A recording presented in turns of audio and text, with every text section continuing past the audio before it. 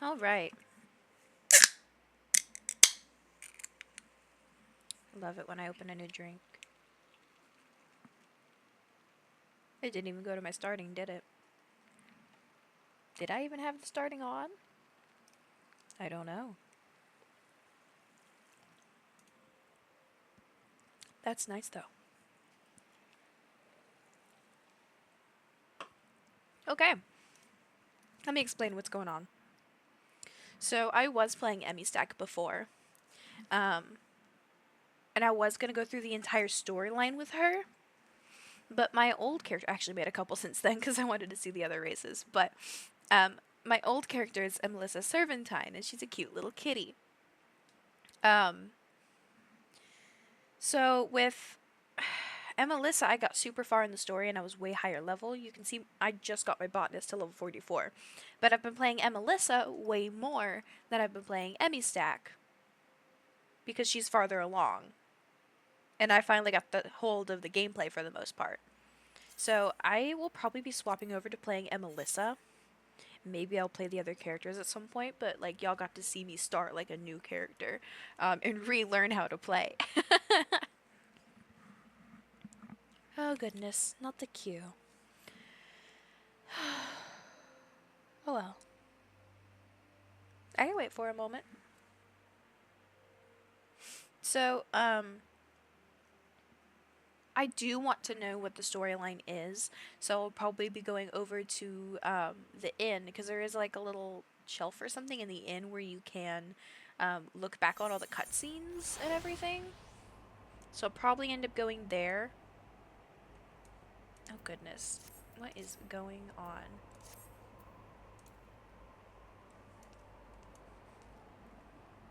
Mm, okay, let's get to a place we like. Let's go to Gridania. I think I've also got stuff I need to sell. So with all of the stuff that this character used to have, because I had zero clue what was going on, I've literally just been selling it all. Even the extra botany stuff. Like I don't want to deal with it. Everything's getting sold. What is going on? Okay.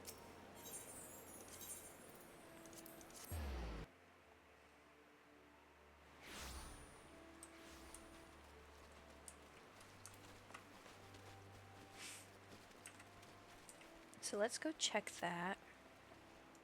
I want to see if anything is sold and make sure everything else is up on the market. Yeah, something has sold. So let's go sell items on retainer as inventory. Let's see, it's 100 right now. Oh goodness, what is with all these high ones?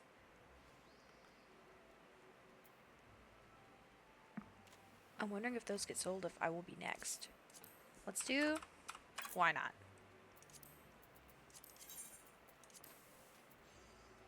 Ooh, this is selling for shit. It's selling worth a shit. Let's do 10. Because I won't go lower than 10 for these.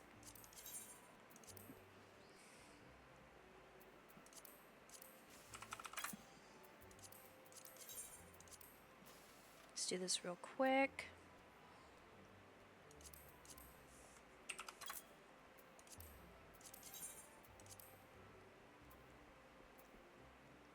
What's with the 3 on the end? Weird.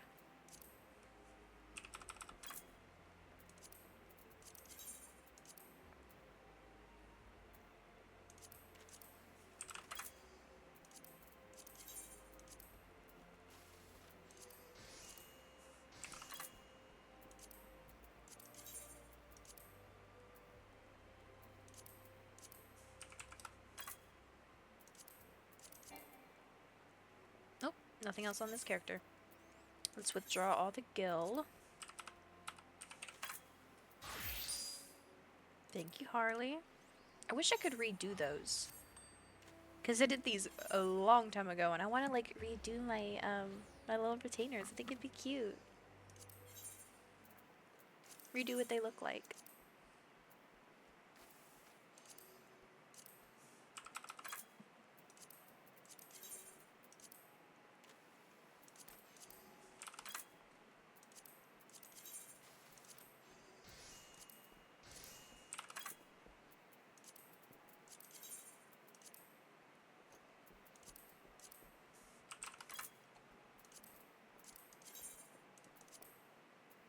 see.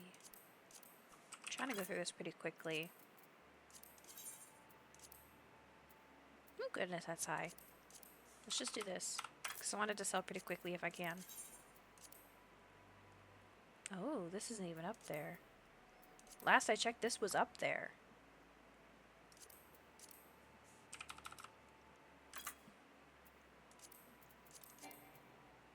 Okay. Withdraw the gill.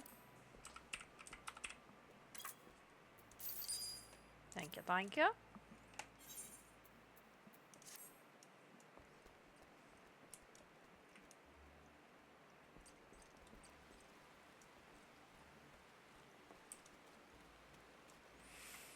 Alright, what am I doing? I kind of want to go to the inn first.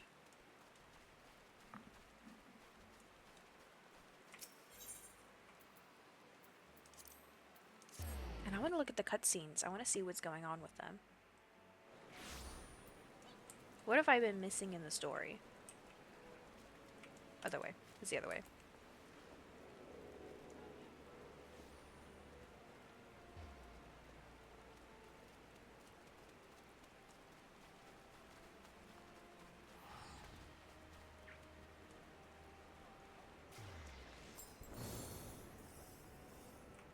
What am I doing?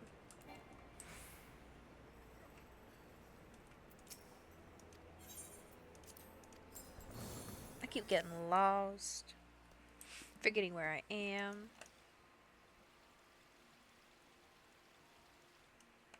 Cutie patootie. I want to go back to my bard class. The unending journey. Oh, wow. I have been through a lot. Okay, well, I want to watch all of these because I want to know what's going on. So I'll just take my face away so y'all can see. Now keep my mic on for the most part so that I can make little comments.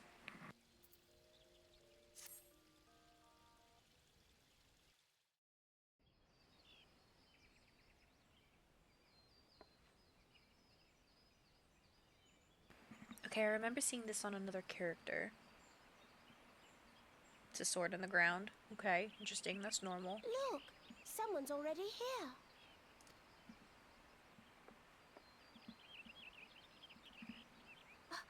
Oh dear.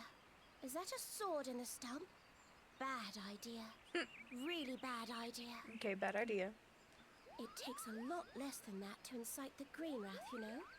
Why, the first time we came to the 12's Wood, we almost ended up as a stranger. Oh, goodness. Just for crashing our airship in the wrong place.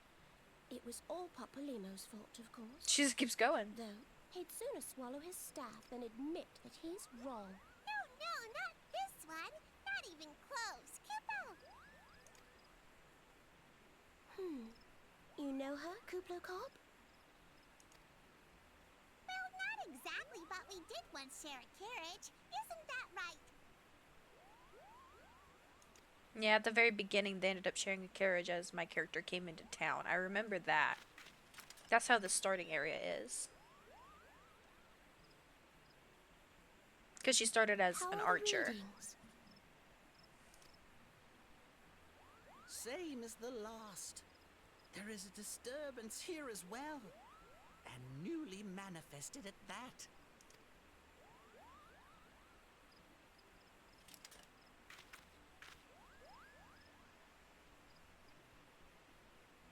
Kuplo Cobb seems convinced of your innocence. But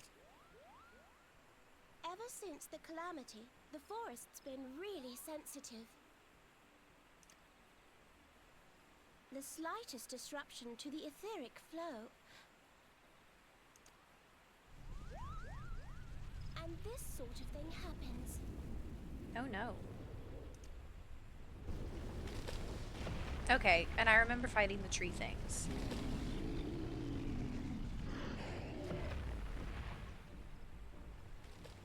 Is it gonna make me fight right now?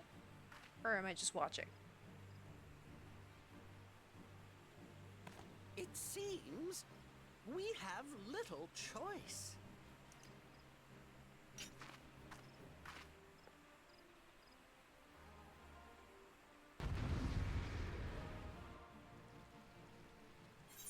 Okay. Then at level 9, there's another one.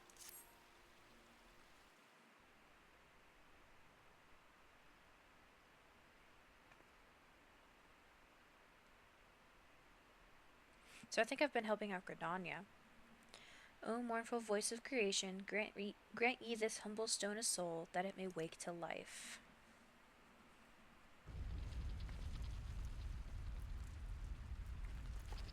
So I decided to help someone, and this guy calls a thing on me. How rude.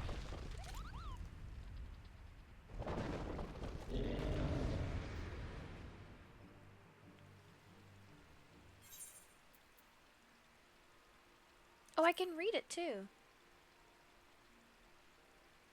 Okay. Oh, I like that I can read all of this. At the Bannock, you learn that Ixali activity has been steadily increasing since the appearance of an as yet unknown individual in the Twelves Wood. Suspecting a connection, Galfred bids you investigate Lifeman Stump to the northeast. Arriving at Lifeman Stump, you are met with a baffling sight. A sword has been thrust into the stump and an Ixal lies dead nearby. The mystery does not end there. Who were those two strange characters, and what was the scene that unfolded inside your mind's eye? The sword may well be a clue. You have removed the sword from Lifeman's stump, take it back to the Bannock, and show it to Galfred. It turns out that the Hiren lass and Lalafellan lad you encountered are friends of Gridania, named Yida and Papalimo, respectively. The pair are scholars who are assisting the God's Quiver and the Wood Whalers. That revelation aside, your efforts have helped shed some light on the Ixal's recent activities. Galfred expresses his gratitude and asks that you continue to labor in service of Gridania and her citizens. And that's when that plays. Oh, there's multiple cutscenes. So that was the first cutscene. So what's the second cutscene?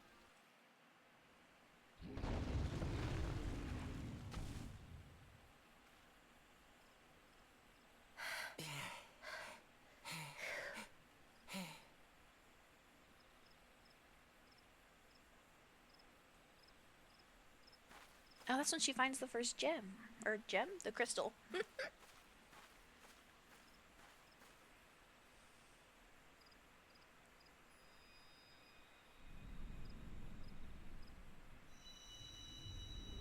She's like, oh, I'm special. Oh, is it gonna do the hear, feel, think thing?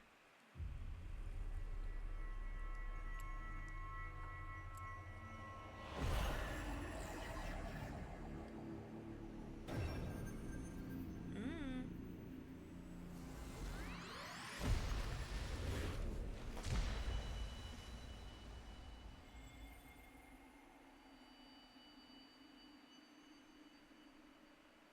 Here, Yep, hear, feel, think. Feel. I called it. think.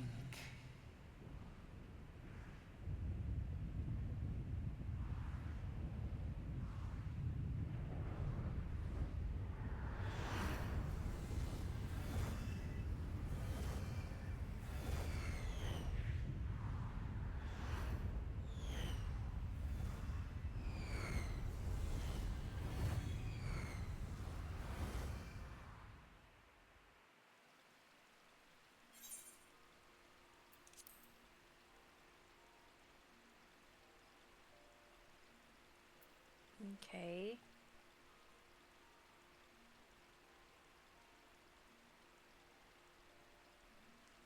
This is the mind's eye. Who are those two strange? The mystery does not end here. Who were those two strange characters, and what was the scene that unfolded inside your mind's eye? The sword may well be a clue. And I'm guessing she removes the sword, and she goes back to Gridania. Oh, there's more to it.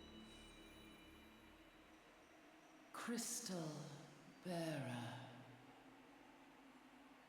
It's talking to me.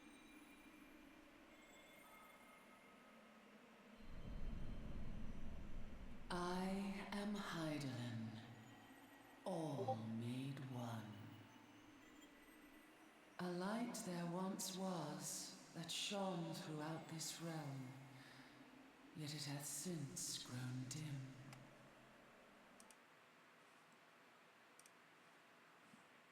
So hath darkness risen up in its stead, presaging an end to life.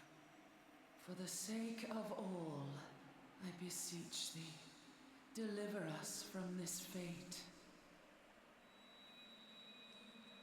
So the crystal just asked me for help. The power Okay. to banish the darkness dwelleth in the crystals of light. Journey forth and lay claim to them.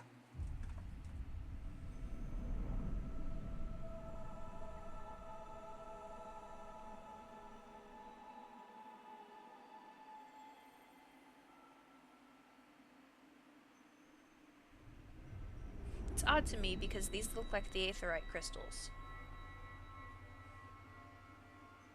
By thy deeds shall the crystals reveal themselves to thee. It just told me to be good and I'll just find them. For the light liveth in thy heart. Ah, warrior of light. Okay. What does that mean for thaumaturge?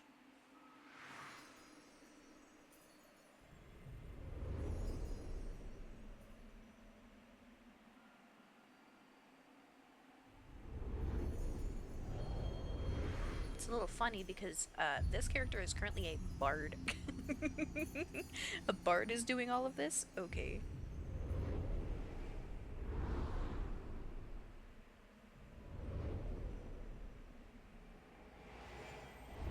Go now, my child, and shine thy light on all creation.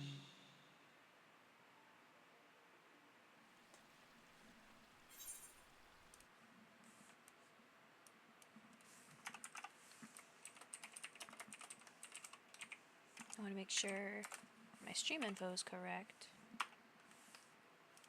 Put it to story catch up because I'm not on minor right now. Okay. So I'm guessing she goes back to Gridania after her weird visions. Oh, she wakes up to them.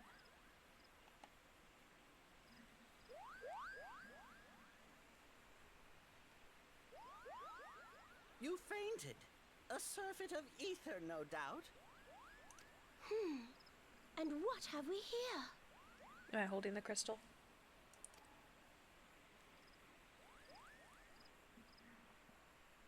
No, that's the Ixal. Our culprit, it would seem, an Ixal. And no Ixal. ordinary Ixal either. A chieftain. That they would venture this deep into enemy territory, the beastmen may indeed be acting under orders.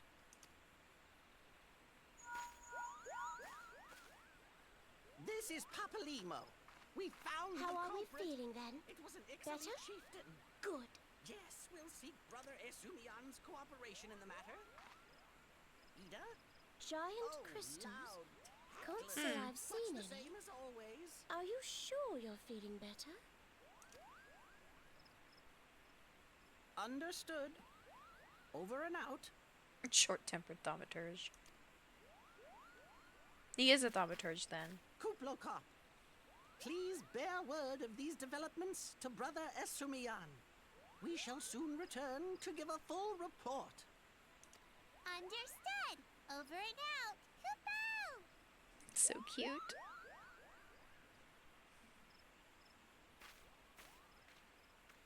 Here is where we part ways. Till next time, take care.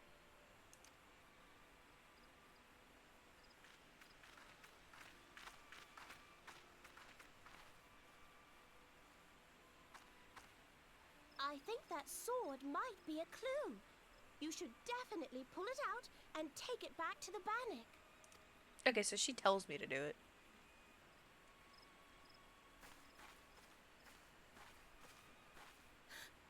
You don't suppose that adventurer could see Kuplokop, do you? And this occurs to you now? Oh my gosh. Yes, it seemed that way. Time will tell. Oh, so we're not normally supposed to be able to see them? Time will have to, because you won't. You never tell me what's really going on. Unless you don't know what's going on either. You'd like that, wouldn't you?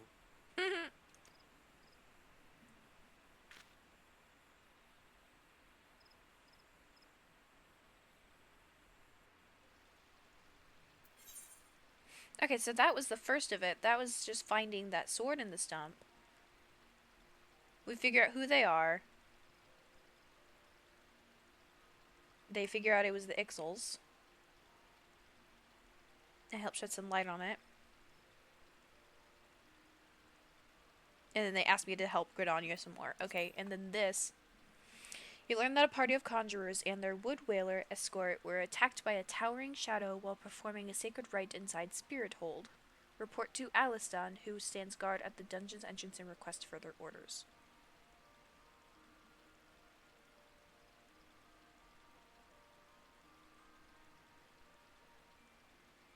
So this is I'm guessing, one of the first dungeons.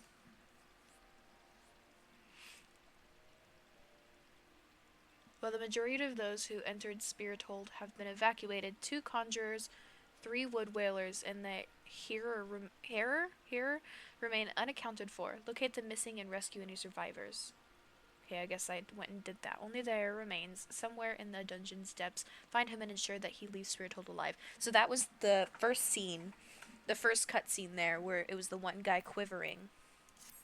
Hold on, I'll play it. I'm piecing everything together. This guy must be the Harrer, and then this guy pops up, and I have to defeat the Golem. The Golem is all scary. Ah!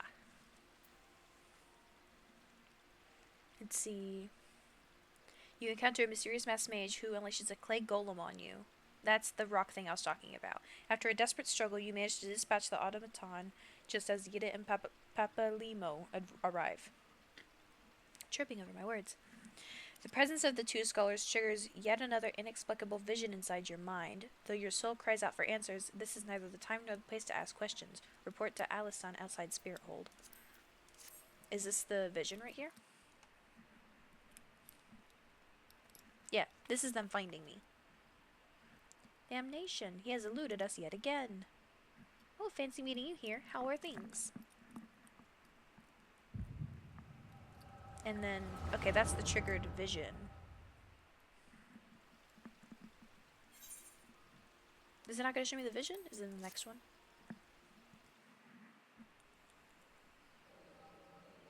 There's the vision. Oh, I see those 2.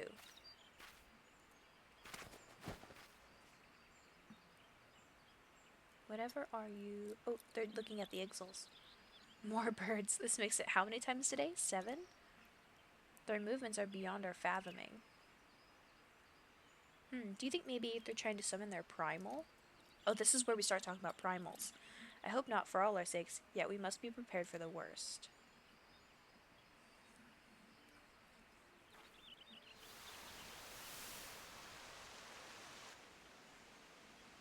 Withered, the same fate has befallen Emerald Moss.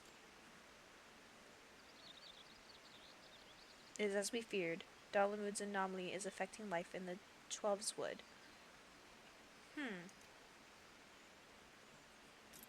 You mean the disturbance in the etheric flow? The very same. The Garleans have a lot to answer for. The imbalance they have created is plunging the land into chaos, just as Luke Sao forewarned. It is no wonder the primals have started appearing. Time is against us, but there is still hope for the land. We must hold fast to that hope and fight to the very last. Agreed. Okay, so we're all worried about the primals.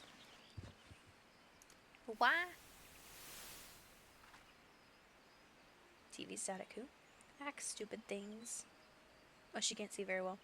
These stupid things have to be the very latest in Charlayan innovation. Show some respect. But they're so uncomfortable and ugly. If you ask me, they're an improvement over that mask of yours. Why does she wear that mask? Hard to believe it's already been 5 whole years, isn't it? Already? 5 years is but a heartbeat in the life of the planet.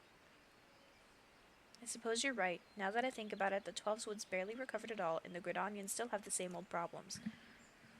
Aye, along with some new ones, just in case the Ixal and Garuda weren't troublesome enough, the Sylphs had to go invite Ramu, Rama? Didn't they? I'm struggling over my words trying to read this. Do you ever think about those adventurers who fought alongside us? I do, and then 5 years seems like ages. I wonder what became of them. Are we going to learn who they are? Do we get to meet them? The old warriors of this world of Final Fantasy. Oh, look at what? And that is what exactly? You had no disturbance in the aether, and freshly manifested at that. It seems to be emanating from Lifeman Stump. We must hurry. Okay, so this is right before they went towards me. That was a flashback vision of them finding me.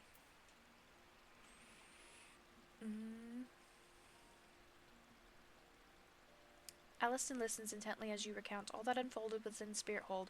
Understandably concerned, the Wood Wailer promises to investigate the masked mage and bids you to return to Gridania and speak with Mione? I don't know. Safely back in Gridania, you relate your tale to Mione, only for her to forbid you from repeating the story to others. What strange forces could be at work in the Twelves Wood? Such matters are best left to the hearers, it would seem. Hearers? I still don't know. For now, take advantage of Mione's introduction to guild leaves, as well as her offer of guild accommodations, and prepare yourself for future adventures. What's the fourth cutscene? Do I get to talk to her? Is this... Oh, this is after the vision. She does not like having visions. You alright? Your eyes glazed over for a while there. Good news is that the hearer is unharmed. Somewhat dazed, yes, but whole of mind and body. The bad news concerns everything else.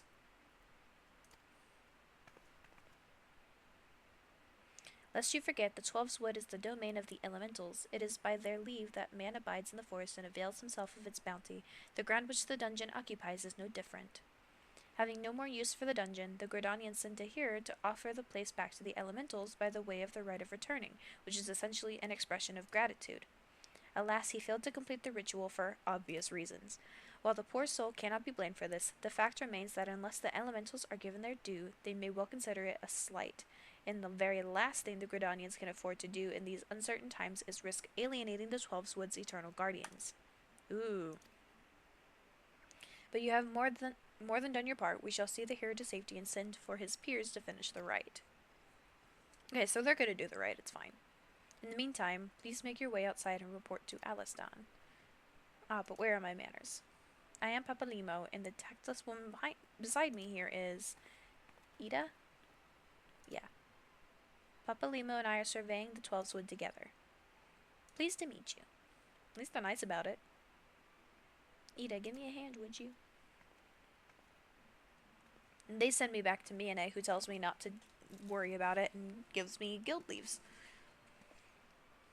Wait, there's something familiar about you. Could it be that you are... Never mind. Doubtless my eyes are playing tricks. Till we meet again. I am who? Does he just recognize me from the stump?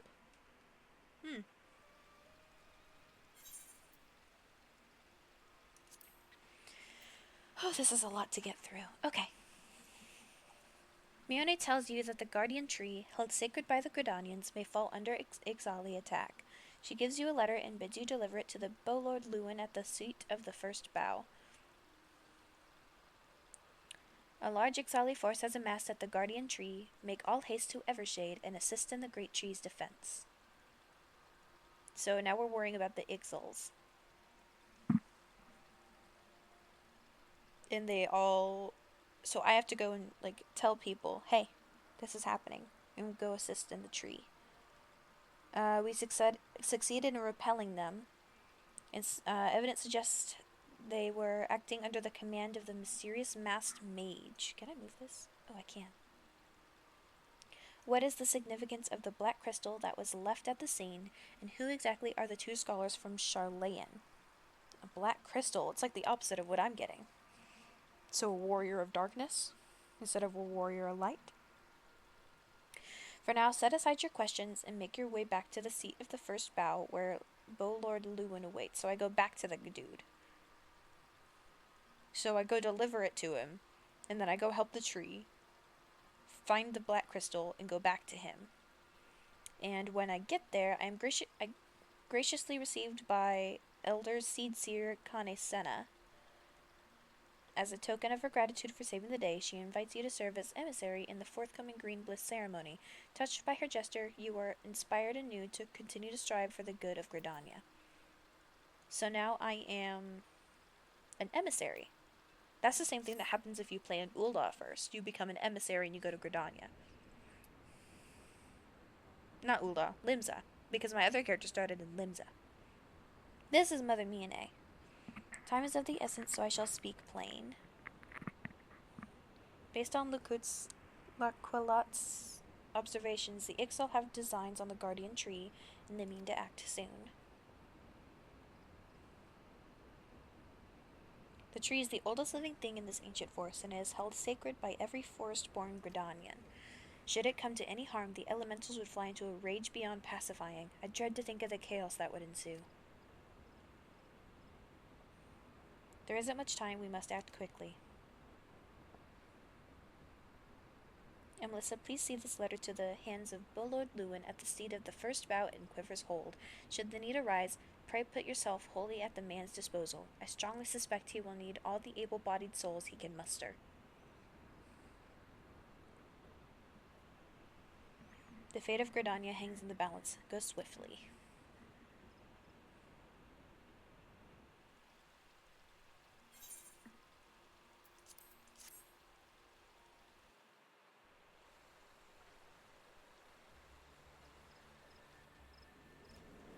Oh, there they are. Exile ye occultists, this is the tree. A mournful voice of creation, a mournful voice of time. Attend me all. To us, this forest, Tonalka, belongs. Okay, so they want to take over the forest, and I think they're trying to wake up their primal too. Wisdom of paragons we possess, to our former glory restore us it will. From this tree, a great crystal we take, unto Garuda an offering we shall make. Garuda must be... Actually, that was like another beast skin or something. Unfeathered ones and elementals, banish we shall, our ancient home reclaim we will. Squawk. Squawk. I feel like I should start talking in a Valley Girl. First squad left flank, second and third right flank.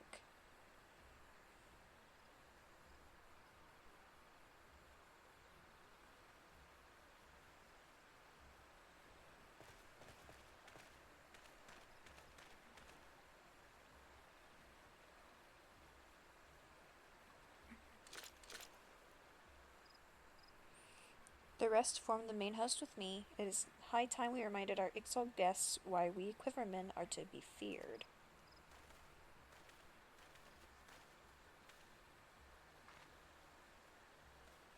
This position is yours, adventurer. May the elementals keep you.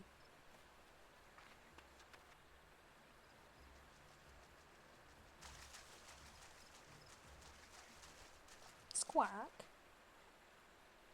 And arrest us you dare, in your own blood you shall bathe. So we're essentially surrounding them. Let's defend the tree.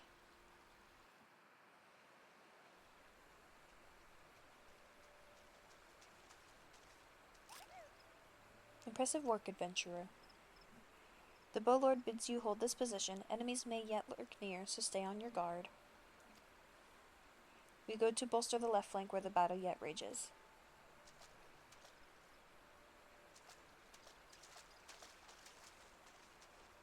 Why doesn't he want my help? Or I guess maybe I can just hold the fort down. Because I'm the strongest, so I only need me over here. Oh shit. Oh shit. The source of her strength becomes clear. You may have bested the golem, but you will not fare so well this day. Oh shit.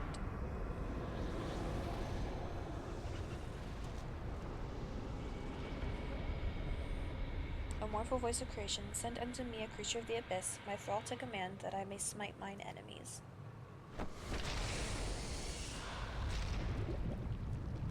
Ooh.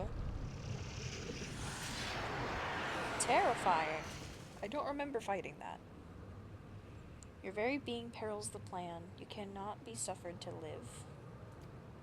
In perils.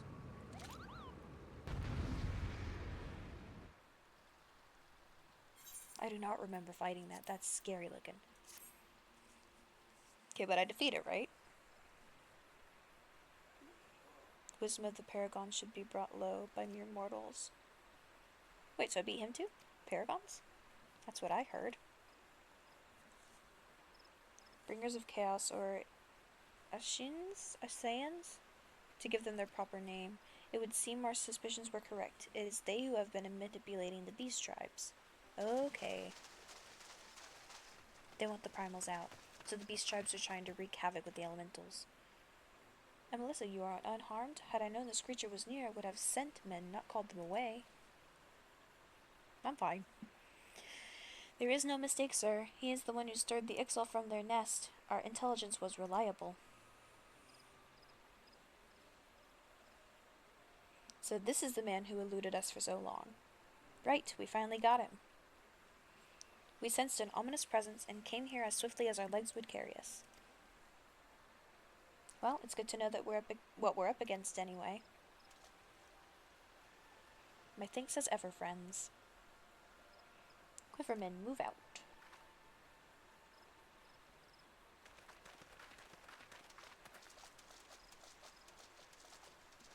Battle's over. We're good. We won. We know what's going on. To say you played an instrumental role in the success of this mission would scarcely do justice to your efforts this day, adventurer. Upon your return to Gridania, pray visit me at Quiver's Hold. I will see to it that you receive the thanks you are due. Cool. Probably wondering why we always seem to appear when there's trouble, right? Well, trust me when I tell you that it's almost never our fault. Despite what it looks like, Papalimo and I are actually helping the Gridanians, and we've been doing so for a good few years now. A good few years too. Oh, did I mention that we're not from around here? They definitely don't look it. Why, yes, we are Charlayans. However, did you know? So I wasn't mistaken. Mistaken? About what? Nothing at all. You always do that. Mumble something loaded with meaning only to keep it to yourself when someone asks. It's unfair, and especially unfair when the someone is me. Oh, do calm down. I'll tell you later. I bet you won't. Anyway, all's well that ends well. Quite. We'd best be on our way. See you later. This is so freaking awkward.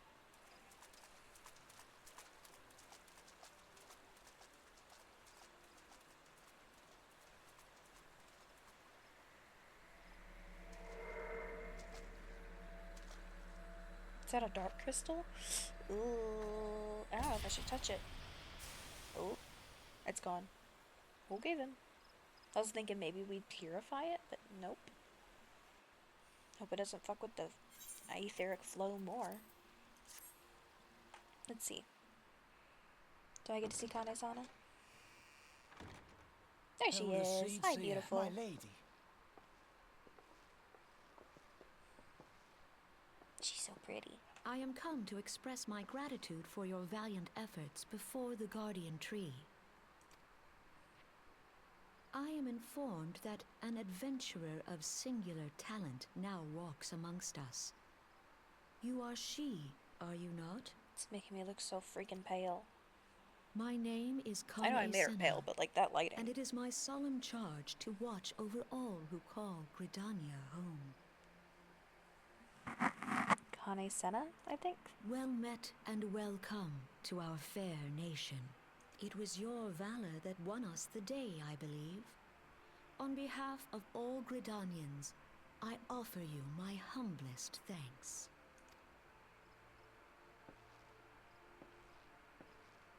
This gift I present to you as a small token of my gratitude. I hope that you will ever remain a friend to Gridania. What was the gift? Green Bliss is coming. It is an age-old ceremony to renew the bond between man and elemental. Oh, it was probably the mask. Over the centuries, it has blossomed into a joyous festival encompassing Gridanians from every walk of life. I should be most gratified if you would participate in the ceremony as emissary. Oh, such a great honor. I look forward to seeing you on that most joyous of days. Till then, fare you well. May you walk in the light of the crystal. Yeah, I already do.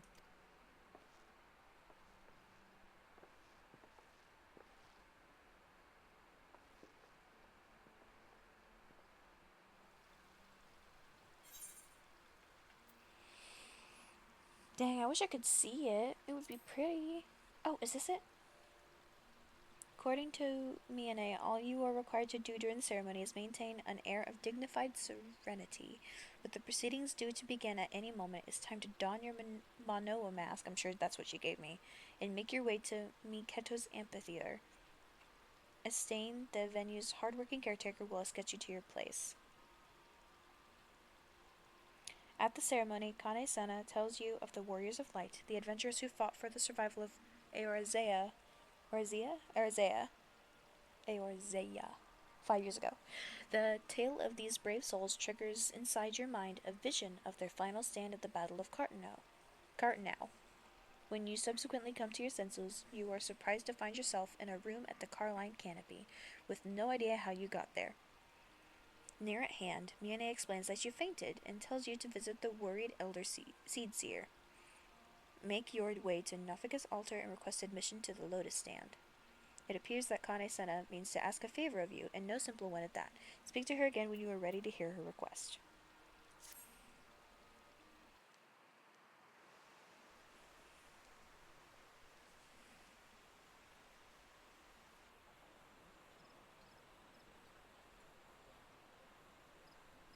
Look! The Elder Seer. 12 bless her hearts!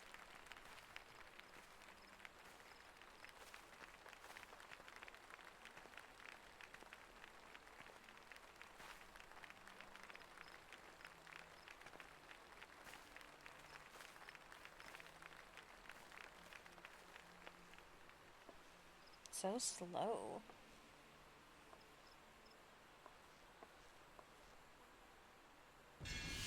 May she find favor with the elementals.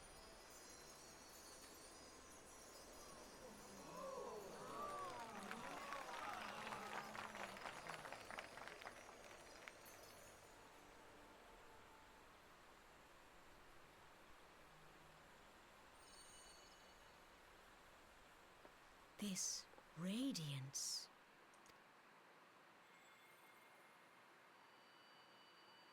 Oh, I Could it exposed be myself in front of her. a crystal of light? Okay. Tell me true. Has the Mother Crystal revealed herself to you? Did you bask in her light? Have you, perchance, experienced sensations akin to ether sickness of late? Yes. That Heidelin would speak directly to this woman. There once were dauntless adventurers who fought in the name of Eorzea. When the primals threatened to bleed the land dry, these brave men and women rose to face them. When the Garlean Empire resumed its war of conquest, they rushed to the realm's defense. And when it was foretold that Dalamud would fall, they fought with all their strength to deliver us from certain doom. Yet as strong and as brave as they were, they, like so many, disappeared amidst the flames at Cartenow. None have forgotten the heroes who gave all for the sake of a realm not their own. Yet when we try to recall their names, we find the pages of our memories are blank, as if bleached by the sun. And when we try to recall their faces, we see them only in silhouette, as if they stood betwixt us and a blinding glare. Hence have these heroes come to be known as the Warriors of Light. Beholding you, illuminated by the glow of the crystal, I could not help but be reminded of them. The crystal has chosen you for a purpose. Trust to its guiding light, and all shall be revealed to you in good time. Though none can say for certain what the future will bring, it is my belief that you may yet play a telling role in the tale of this great realm. For the power of the echo resides within you.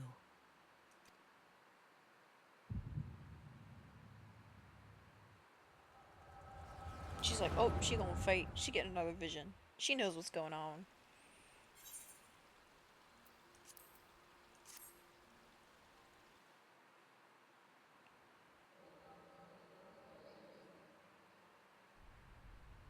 Here's the battle of Cartno? Cartno?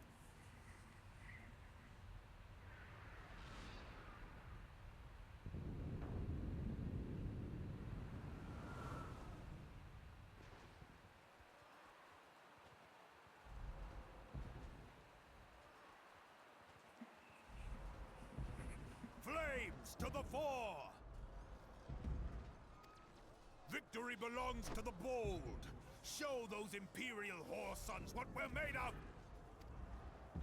The left flank buckles. Divert the barracudas. Bid them hold that position, though it cost them their lives. The yellow serpents are in need of succor. Pray, send the white wolves to their aid. The adventurers risk life and limb for our cause. We must not fail them.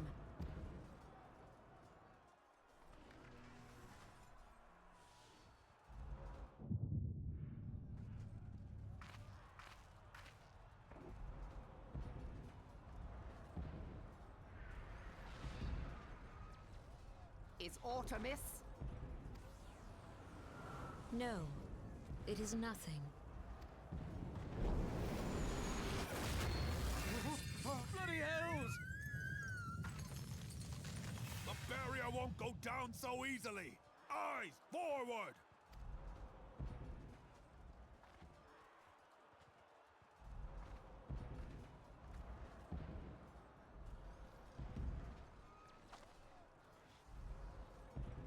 We are being watched.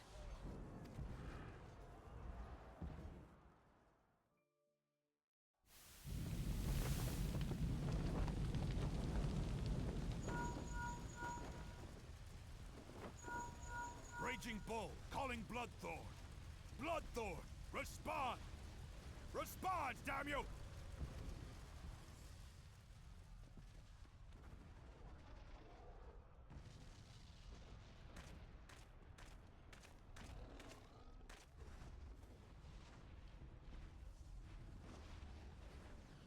Ah! Raging Bull, this is Mad Snake. Respond. Ryder, this is Raging Bull. What news? We're surrounded by a blaze. There is no way out. God preserve, what is that thing? What's going on? Speak to me! God damn it! We cannot hold much longer. Those two just look so freaking done with him. I know they're serious and all because of the terrible battle, but they just look Mad so Snake! done. Mad Snake! Answer me!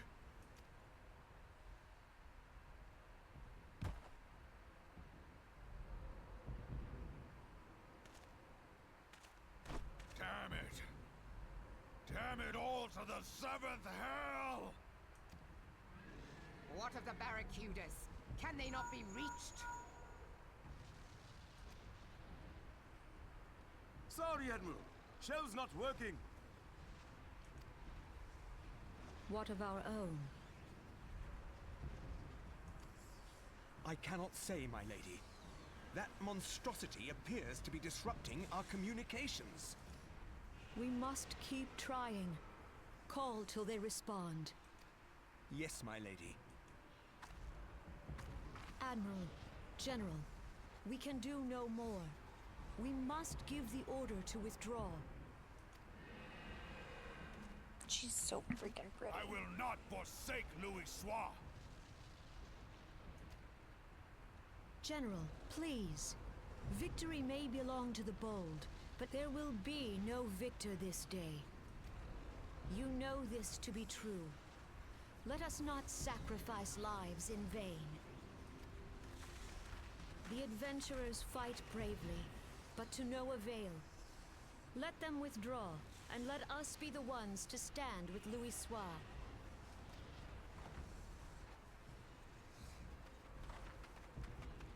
Belay previous orders. All Maelstrom units are commanded to fall back, effective immediately. Give the foreign levy priority. Let the main host cover their retreat and bring up the rear. Damn it! Relay the order. All flames are to withdraw. I don't care if our link cells are useless. You still have a working pair of legs, don't you? Well, use them, you bloody half-wit!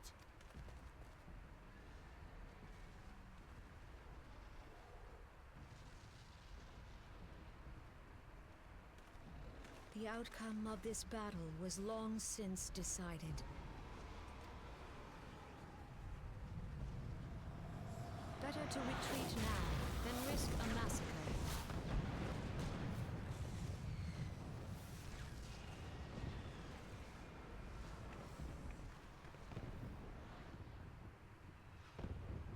This dark, stifling presence. Who or what?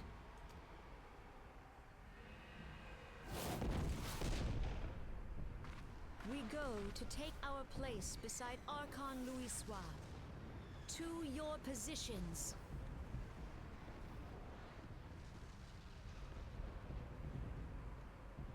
Such a long cutscene.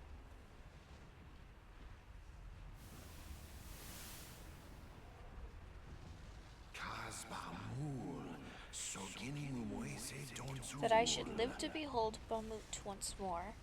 Bahamut? Magnificent, the eons of imprisonment have only made him hungrier. I am aware of them, pay them no mind, they are powerless to act. It has begun, soon the planet will regain its true form.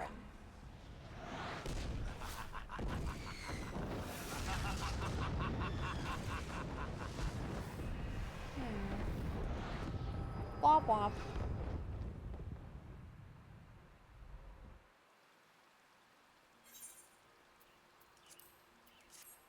Is this my girl waking up? Yep. Why am I sleeping like that? Ah, look who's back in the land of the living.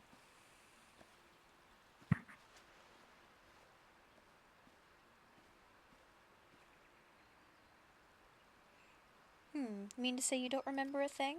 You collapsed in the middle of the ceremony, gave us all a good fright, so we carried you back here. I must say, you're heavier than you look. You've hardly stopped of late. Your exertions must have caught up with you. Nah, it was just a vision, I'm fine. But you adventurers are nothing if not resilient. Seeing as the worst is past, I shall take my leave and return to my duties. Oh, I almost forgot. The Elder Seed Seer told me she'd like to see you when you felt well enough. Why did you almost forget that? She's pretty important. The gentle soul was almost as worried about you as I was. Bless her. Almost as worried? Uh-huh. When you're back on your feet, be sure and visit her at the Lotus Stand. That felt like an undercut.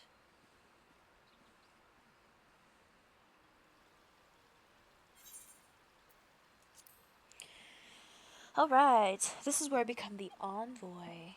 That's what I was meaning earlier. Instead of the emissary, I'm an envoy. Aren't they the same thing, though? Pointing you her personal envoy, Kane Sana bids you deliver a missive to the... I'm guessing a message. Deliver a message to the other two leaders of the Origin Alliance.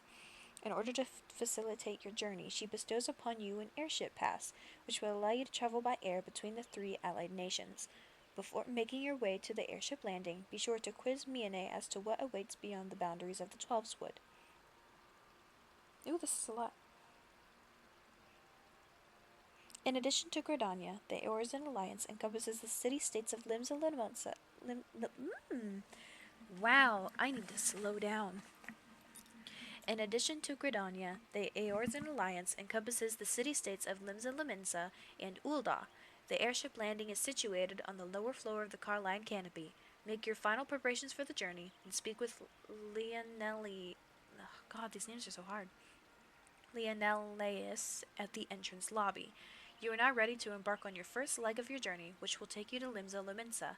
Make your way to the landing area and await departure. How long is this? There's a lot of cutscenes for this one. I'm gonna watch the first one. Yeah, this is me talking to her. I have written a letter to my counterparts in the Eorzean Alliance.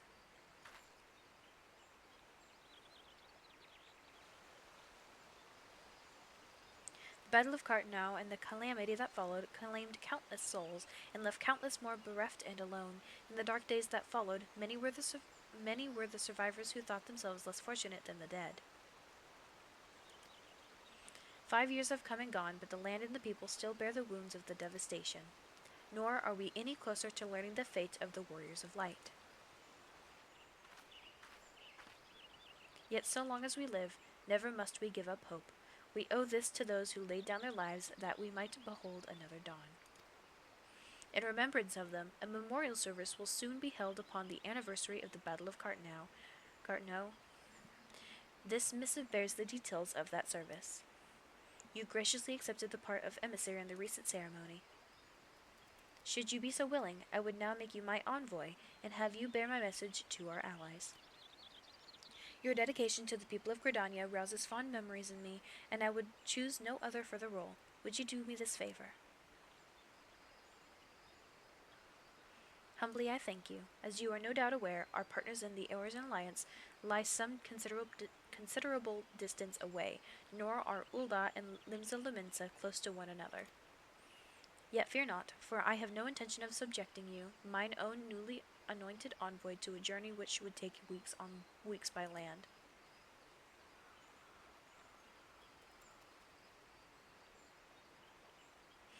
No, I mean for you to travel by air. Receive of me this airship pass. With it you may make use of the skyways that connect the 3 city-states of the Alliance. The airship landing is situated upon the lower floor of the Carline canopy. Simply show your pass and you will be admitted to the departure area. Before you embark upon your journey, however, you would do well to seek the worldly wisdom of Miene. Few forest-born Gridanians know more of the lands beyond the Twelves Wood than she. In better times, airships were available for the convenience of one and all. Alas, the risk of that our crafts may fall to Imperial attack has forced a reduction in the number of flights.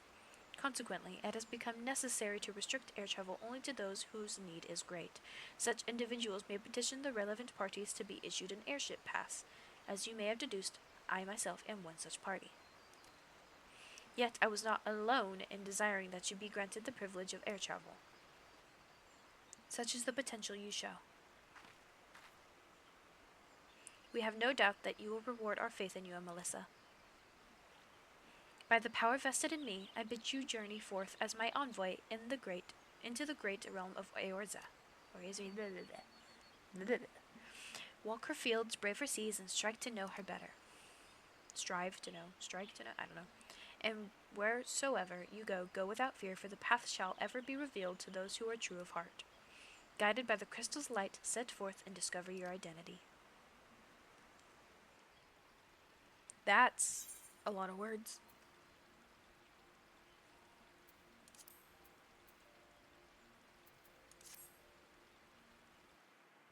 Let's see where I'm at now.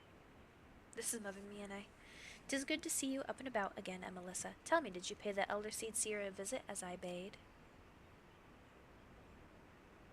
Appointed personal envoy? The only one clapping. Yeah, I make trips to tell people stuff now. And now you are to bear the Elder Seed Seer's message to our allies.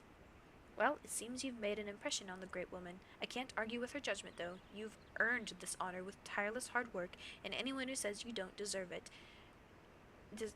had better not do so in my hearing. Find myself praising you often of late, but Mother is truly proud of you. I like her. She's really sweet. Short of a warrior of light, I can imagine no better adventurer to represent us, and that, my girl, is some compliment. But I flattered you enough for one day, and I don't want to wow, I really can't speak, and I don't want your head to get too big, or you'll struggle to lug it around the realm. Speaking of which, Eorza is a big old place. Now that you have an airship pass, you can really start to broaden your horizons. The sky is quite literally the limit. Even if your errand didn't call for it, I would strongly suggest visiting the 2 other city-states of the Alliance before you go anywhere else. They are, of course, Limsa Lominsa, City of Pirates, and Uldal, Jewel of the Desert. Oh, it is a city of pirates. I thought I was trying to help it from pirates when I was starting out in that area. Once you've acquainted yourself with them, you can turn your sights on whichever lesser-trodden region takes your fancy. The calamity changed the face of Eorza, and much of her now lies in shadow, beyond man's ken. Ken? I don't know what that means. It's a veritable playground for wide-eyed adventurer like your good self. Mind you, it won't be all fun and games.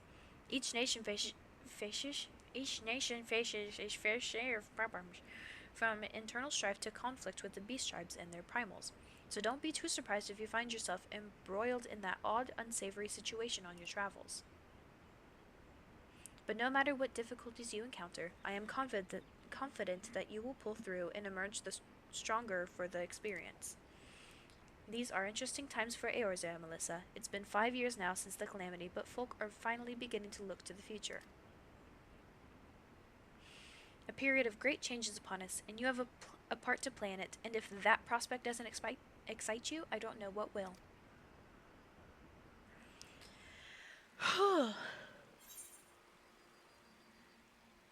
There's a lot. Okay. First is Limsa Lominsa. Having safely arrived in Limsa Lominsa, you must now seek an audience with the Admiral. Ask the Storm Honor Guard for assistance. The Admiral awaits you in her command room on the bridge. Take the Crow's Lift to Bulwark Hall and present Kane-sana's message to Zanathale before the Admiral's lift to gain admission. Admiral, I'm not trying to say that name right now, is receptive to the proposal detailed in Kane-sana's message. It appears the Garlean Empire still poses a grave threat to Eorza with the 14th, XIV it's Final Fantasy XIV, 14th Imperial Legion, led by Legatus Gaius von Balsar? Trying to say these names. Deeply entrenched in the border regions, your business in Limsa Lominsa successfully included, make your way to the airship landing and speak with Linfolo. I'm going to see this next cutscene.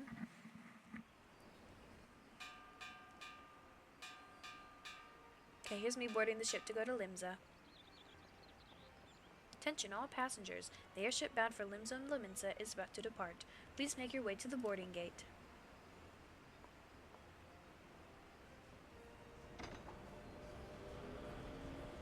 Big old ship.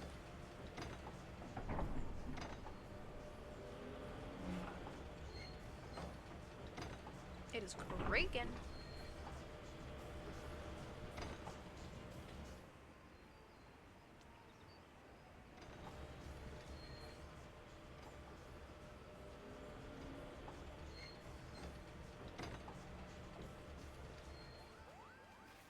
Aw, they're all waving me goodbye.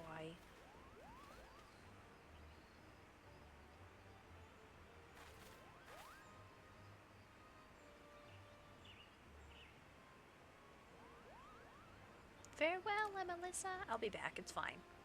One day, minstrels will sing up your deeds. May you ever walk in the light of the crystal.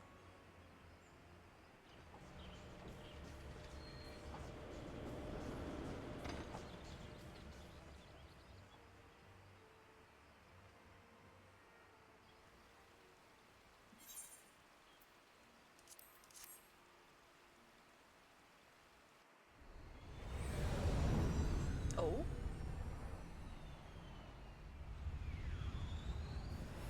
Did I skip something?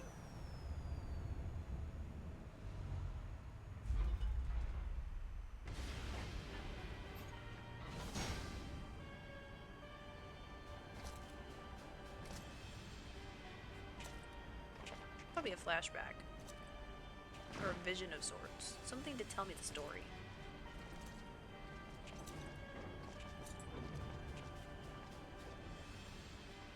It has been 15 years, but the bitter taste of defeat lingers still. Are these the paragons or something? 15 years since the Imperial fleet set course for Mordona, led by the Egrios, mightiest of all vessels. Silver Till lay ripe for the taking, and all of Eorzea would soon be ours. Or so we believed. But an innumerable host of dragons met us that day, at the heart of which flew the great Midgard Zormer. Though we succeeded in slaying that lord among worlds, the dread serpent's defeat was bought at too high a price. Our invincible flagship was lost, and all hope of victory with her. So ended our glorious conquest. Okay, crazy dragon thing defeat a sheep. Don't know what that had to do with that. I'm going to Limsa, right? Goodness. Eorzea, a blighted realm, riddled with false gods. Twice now it has eluded the Empire's grasp. For all the destruction it wrought, even Meteor, the Maybe these great aren't the sin, paragons. These are just failed the to yield Imperials? us control over it. Is this from the Calamity? And for this failure, the realm has sunk deeper into depravity. It is twisted beyond all reckoning, rotten nigh to the core. Yet, it must be saved. Only Garlean rule can bring order to Eorzea. Is the It Garleans. falls to us to deliver the misguided masses from their ignorance. We are of one mind, Lord Van Balthar.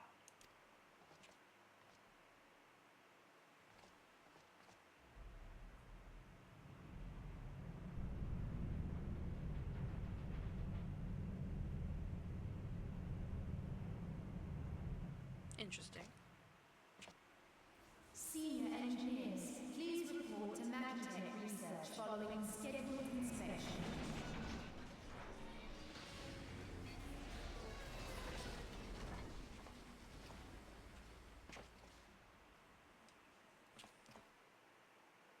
Hey, is the Legatus really planning to take another tilt at Eorzea? Hey, what hole have you been hiding in? We're in the midst of preparing for a new campaign, and a huge one at that.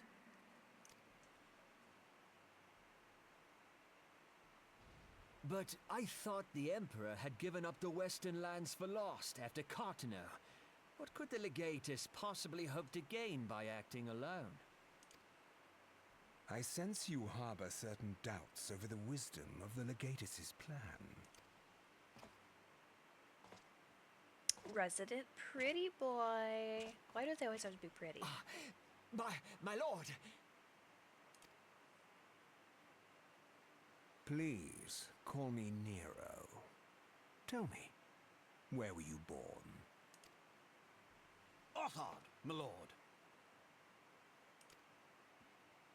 Alamigo, my lord. Ah, codename Hummingway, I presume? I don't know what you... Silence. Your denials will not change your fate. I assure you, Frumentarium sees all. Oh no, pretty boy's evil.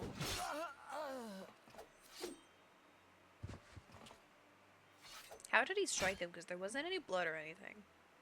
Clean up He this struck his soul. mess, and do not miss any. or I shall be most displeased. What mess? At once, my lord.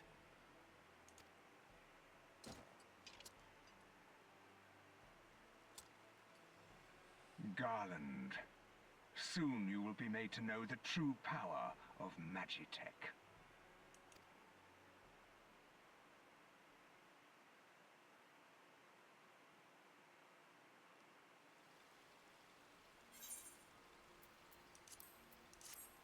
Am I going to Limsa? Am I getting off the ship, going to Limsa? Enter. Ah! Finally. Hello!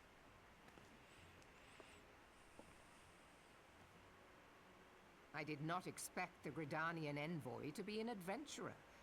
It speaks highly of your Only character envoy. that the Elder Seatseer would choose an outsider to represent her nation's interests. This way. Merlwib. I bid you welcome. I am Melvib Blufisvin, Merlwib Admiral of Blufisvin. Limsa Lominsa, and Commander of the Maelstrom. Now, Merlwib. what news from the Black Shroud? Blufiswin. It's so fun to say. Am I gonna tell her the news?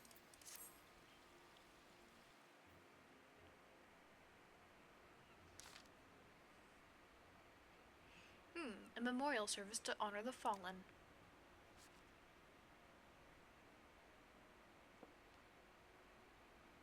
Seven Hells. Has it been 5 years? 5 years since the Garlean Empire sought to wrest Eorza from our grasp. It was an answer to the imperial threat that the city-states formed the Grand Companies and forged the Eorzan alliance anew, but Garlemald was not content to wager all on a simple contest of martial might. They had other plans, the Meteor Project. The Gedisnel von Darnus, Hell's Takem, intended to cleanse our realm by snatching the lesser moon Dalamud from the heavens and casting it down upon our heads. Desperate to prevent this lunatic scheme, we marched our forces to Cartnau Flats, and there met the V2, that's 7th Imperial Legion in battle. Never have I seen a fight like the Battle of Cartnau, and I have seen full many. But though we gave no quarter, spared not one ounce of effort, we could not prevent what followed. From inside the shell of Dalamud came a winged nightmare, a dragon the size of a bloody city. 'Twas the elder primal Bahamut, bent on making an 8th hell of Eorza. In the space of a breath, the legions of the Empire were set aflame, while our own armies fared a little better. 'Twas as if the whole world was burning. Words cannot well describe the scene. Okay, so that was the dragon I just saw. That was a primal. And yet, by some miracle, a few among us were spared. I'm a little fuzzy on, like, everything going on with the freaking battle, but okay. As I steeled myself for death, a blinding white light enveloped me, robbing me of my senses. When I regained them, the dragon was gone, and the still smoldering land was warped beyond all knowing.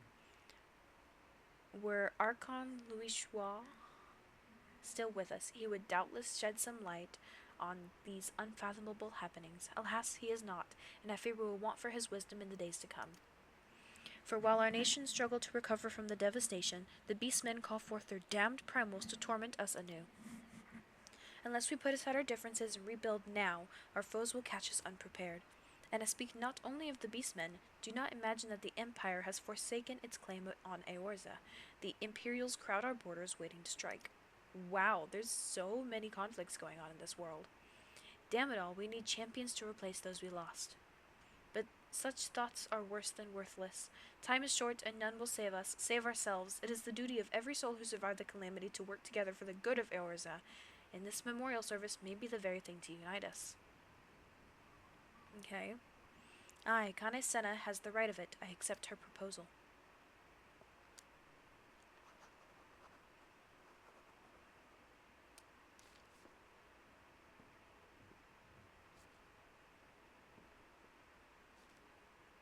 He's an interesting looking fella. Looked like he just slapped his face, though.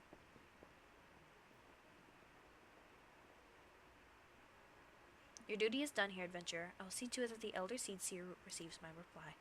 You travel to Ul'dah yet? Yes? Next Ul'dah? Yep. Pray give my regards to General Raban. Oh, and tell him the wolf has been sniffing around the stables. A private jest, and one in poor taste, but I would have you tell it all the same. The wolf has been sniffing around the stables. Okay. Fare you well, Melissa. May the navigator guide you on your journey.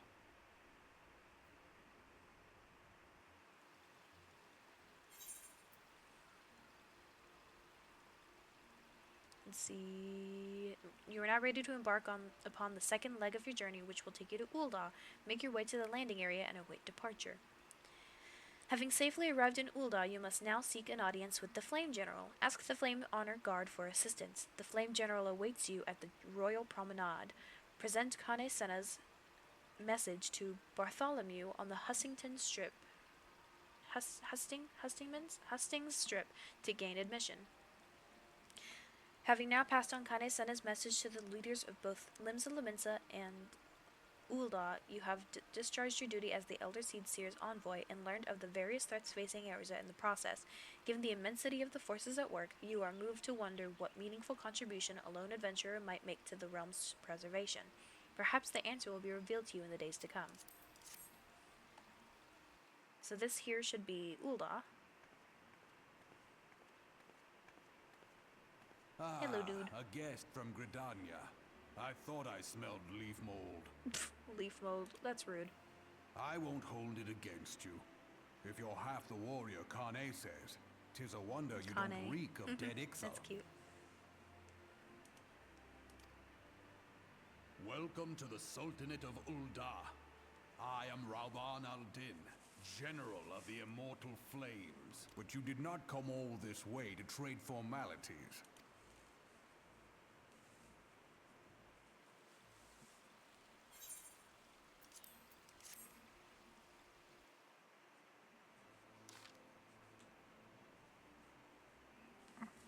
It's gonna make me read it again. Cartanow? I remember bloody Cartanow? Do you know what happened that day, adventurer, when we took the field against the Garleans? So my counterparts have educated you. Oh, trust Merlwib to make light of our wolf problem. Women always did have a black sense of humor. Wolves are bloodthirsty beasts upon which one cannot turn one's back. 'Tis only a matter of time before they bite. So it was the Garleans 50 years ago. No sooner had they learned how to use Magitech than they began seizing territory from their neighbors. Led by then Legatus Solus Zoscalvis, they swiftly brought the other nations of Isambard to heel. And so the Legatus became an emperor in his Republican Empire. Why am I having trouble? An empire which then set its sights upon Eorza. But the conquering emperor is now an old man of 80 winters. His health is failing, and he has no clear successor.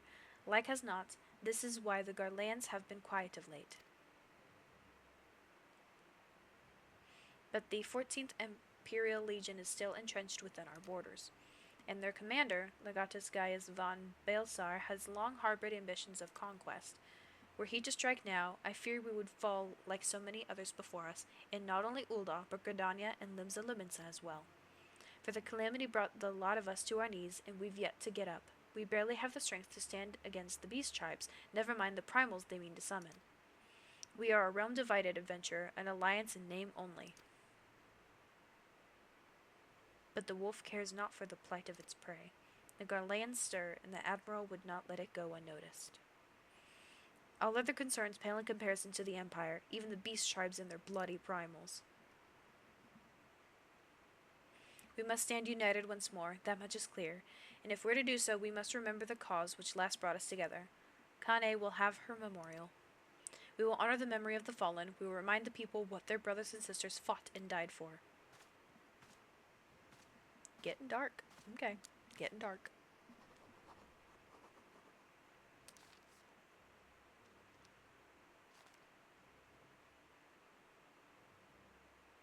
Shall I inform the Sultana and the Syndicate? I will speak with her grace myself. Very good, sir. The Elder Seedseer will have my reply anon. My thanks to you, adventurer.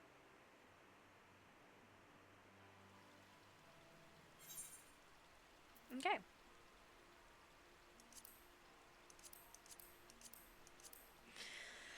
Whew. Goodness, this is a lot of reading. Oh, it's been an hour, 20 minutes of reading. This is a lot of story. Good job, Final Fantasy. Into a copper hell. It would seem that a horde of Hekatonchitsa has been wreaking havoc in the depths of Copper Bell mines, so that mining operations may resume. Papa Shan bids you subdue the hulking creatures. In preparation for the mission, the station master suggests you speak with the Painted Mesa, an employee of Amajina and Sons mineral concern. You learn from Painted Mesa that Copperbell mines were reopened in order to meet the pressing demand for the building materials created in the wake of the calamity. Without a steady supply, Uldah's nascent recovery may slow to a standstill. Make your way to the mines and report to the Stone Torch, who stands guard at this entrance. You've been granted permission to enter the mines. Make your way through the tunnels, putting down any... I cannot say that word, you encounter. That had me challenge the mines, which I believe was really pretty. Let's watch a cutscene or two. We'll catch up to the text.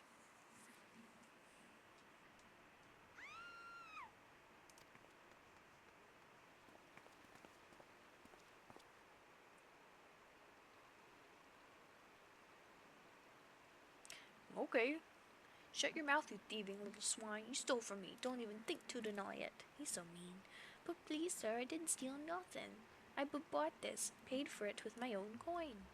With me own coin. She's so cute. What rot. You refugees are all the same. Couldn't afford maggoty mole meat, much less a choice cut of dodo. I'm going to say it once more. Give back what you stole, or I'll make you wish you'd never set foot in this town. She didn't steal.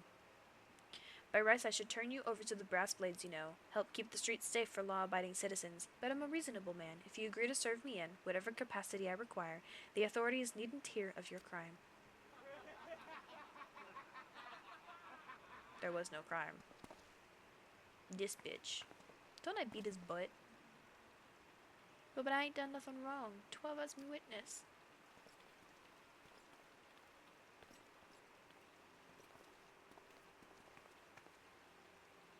Please, adventurer, help me, I beg of ye. I swear on me mother's grave, I didn't steal nothing.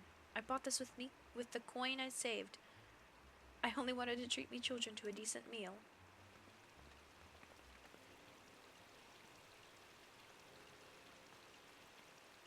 My little hands. And who the hells are you when you're at home? This dog's master? I will fight you. I've had enough of this mummer's farce. You lot, teach them a lesson. I beat his ass. Beat his ass. I'm around town after speaking to Mr. Ullah. And now this dude's causing a scene. And I'm like, nah, bitch. Nah.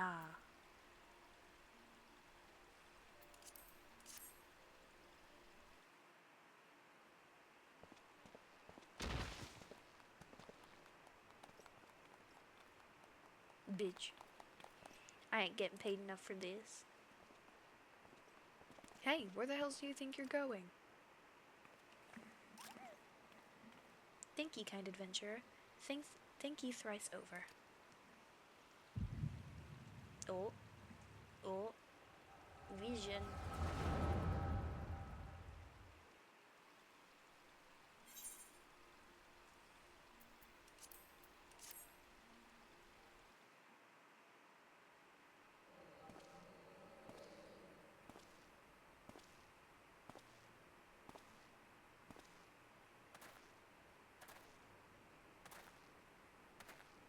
I'd swear there were more refugees than when I last looked.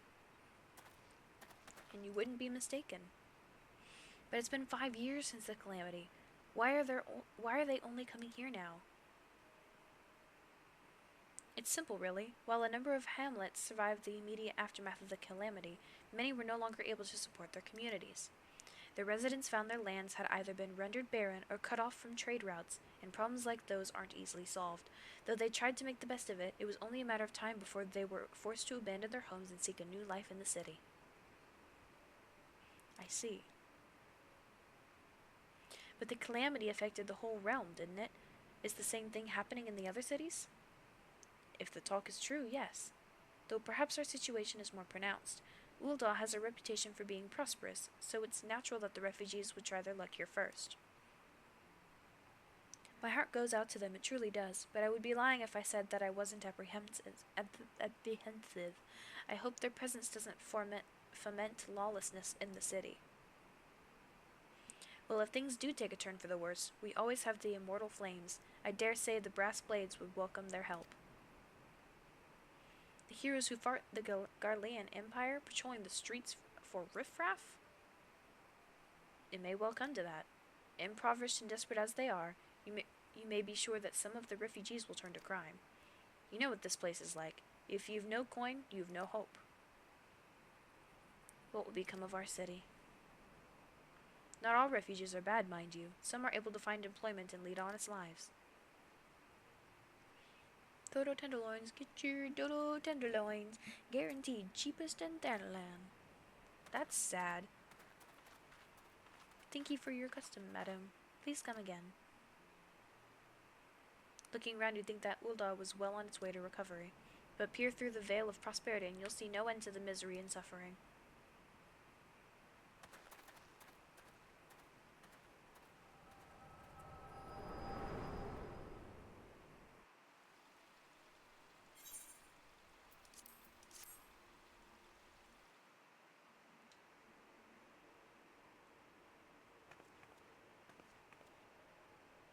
Case closed. Hello again. Ida! We've been keeping a close eye on you ever since you left Gridania. You discharged your duty as envoy impeccably and never once faltered in the face of myriad dangers. But more importantly, you were always ready to help those in need, even if you didn't stand to earn a guild by doing so. You are possessed of all the qualities we seek in an adventure, of this we are convinced. Even if you were kind of dragged into that business with the dodo meat. Yes, thank you, Ida. Ahem. And there is the matter of your gift. I dare say you are curious as to the nature of the vision you bore witness to moments ago. Well, we can help you to understand it. You're not the only one with that power, you know. We have a friend who has it too, and we'd love for you to meet her. And meeting her is only the beginning, for we would also have you lend your strength to our cause. In return, we should be glad to assist your adventuring endeavors in whatever way we are able. Should you decide to take us up on our offer, and I sincerely hope you will, pray speak with Momodi. The proprietress of the Quicksand is a good friend of ours. She will tell you where to find us.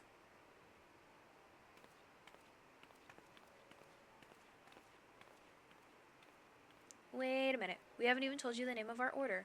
We're the Scions of the Seventh Dawn, Defenders of Justice. Oh, but don't tell anyone, except for Momodi. She knows already. Secret Society. Aye, that makes my character pretty special, huh?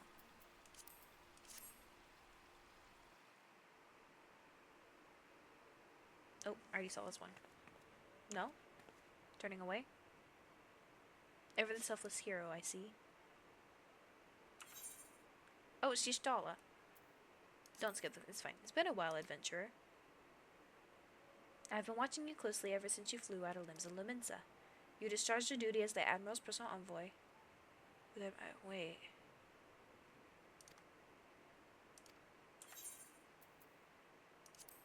What?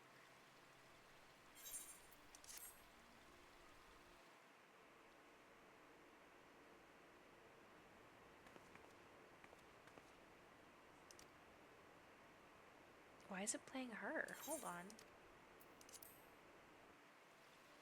That's from Limsa's story, isn't it? Is this the next cutscene? Or is it showing all the different ones? Case closed. This is the one I just saw. Right. Okay, that's Ida. I don't see Yshdala. What's this one? Same thing. As well as the Innswell. This one should be for this region. Which I never started in Ul'dah, so I don't remember this. And if I did, I don't remember. Okay, so how does that lead into the copper hell?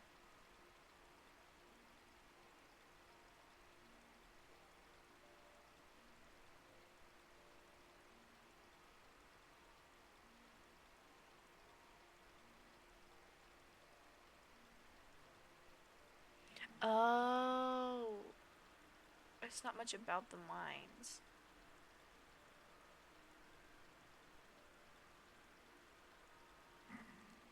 Granted permission to enter the mines.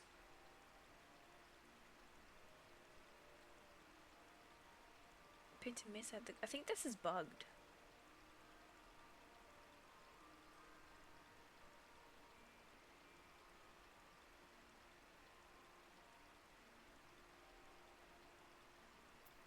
Weird.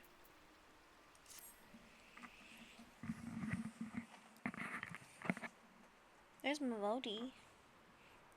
Deep in the desert of my heart, a lonely flower blooms, yearning for the heavens above to quench my thirst for you. Cholalalala.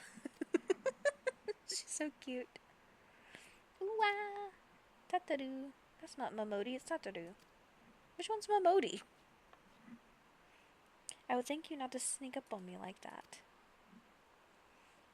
Now, please be advised that this is private property. Unless you have pertinent business here, I must ask you to... Is it Momodi Tataru? Is it two different names? Here are the behest of Yida and Papalimo. My sincerest apologies. May I please have your name? Emelissa. Emelissa Servantine. Ah, here you are.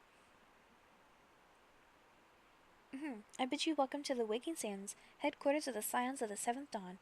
My name is Tataru, and I look forward to assisting you during your time with us. The anecdote is the is within the solar. I shall let her know to expect you.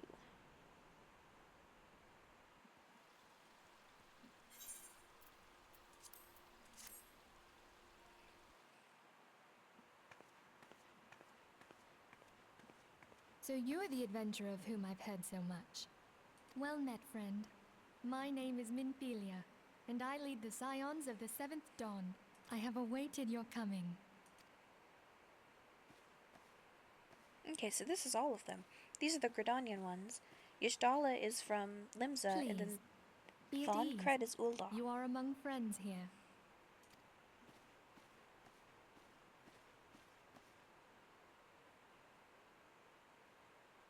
No doubt you are ripe to burst with questions. But have patience. All will be revealed in time. First, let me begin by telling you who we are and what we do. We are the Scions of the Seventh Dawn, an order that transcends political boundaries. Our single objective is the preservation of the future of Eorzea. Among our gravest concerns are the godlike beings known as the Primals. Their existence is a bane upon Eorzea, nay, the world at large, and we have striven to find a lasting solution to the threat they pose. Our order is home to a number of individuals who, like you, possess a rare and special talent. This talent takes various forms, but one holds particular interest for us. Tell me, have you ever experienced a sudden, inexplicable loss of consciousness? Have you ever had the sensation of being pulled away from reality? Felt as though you were hovering in space, a mind without a body? Being called out over here. All these things are the manifestations of your talent. Yours is the power to transcend the boundaries of the soul, a power known as the Echo. The Echo allows you to pass through the walls of a man's soul and hear the resonations of his past. You will be there in his memories and see things as he saw them. You may even interact with that which you see, though you cannot change the outcome of events. For another blessing, the echo will enable you to know a man's mind even if you cannot comprehend his words. In short, Language. the echo is a truly extraordinary power, and this power is strong within you. Cool, so the echo gives me translator It powers. is only a shame that we cannot use it whensoever we choose. That's right. I too possess the echo. With that established, let us return to the subject of the primals.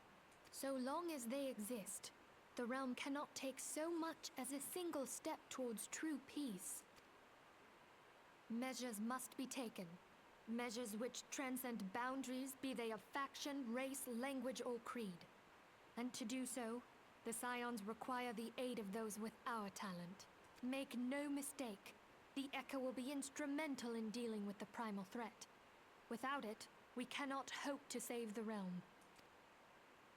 I know not what it is you desire for yourself, nor what it was that first brought you to Eorzea, but I firmly believe that the power we possess was given to us for a purpose. Why else would the gods entrust man with a gift so extraordinary, if not to have him use it? And so I implore you, lend us your power.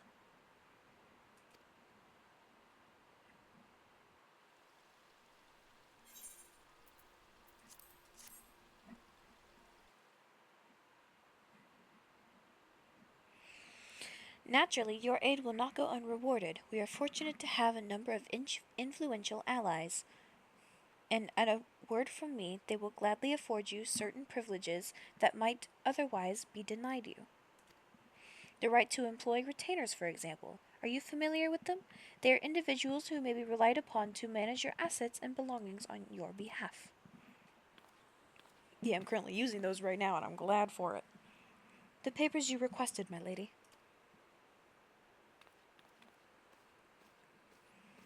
Ta-da-doo.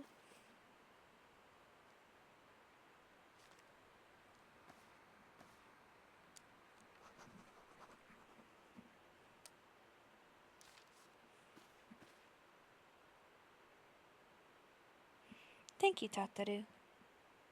The pleasure is mine, my lady. By way of a welcoming gift, I have taken the liberty of adding your name to the retainer's registry. As of now, you are entitled to employ the services of a retainer. You will need to consult a retainer vocate regarding the particulars of this arrangement, but believe me when I say that retainers will prove invaluable to you in your adventuring endeavors. Let this gesture serve as evidence of our commitment to do all in our power to facilitate your personal objectives. In return, we shall ask that you aid us to the fullest extent of your talents. A mutually beneficial relationship, I am sure you will agree, and one which serves the greater good besides. Well, that was a veritable lecture, was it not? Forgive me, but it is important that all concerned are aware of what is expected of them. Now you know our purpose and what we can offer you. I invite you to consider joining us. When you have come to a decision, you may tell me without a fear of censure. In good faith, I shall entrust you with our order's password, which our members use to reach one another when afield. It is Wild Rose. Pray keep it safe.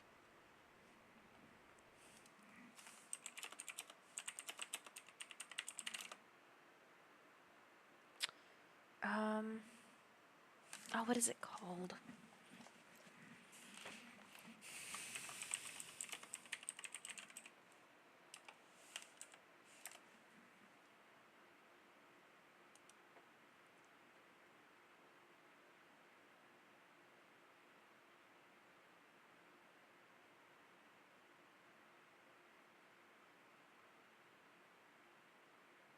Ooh, okay.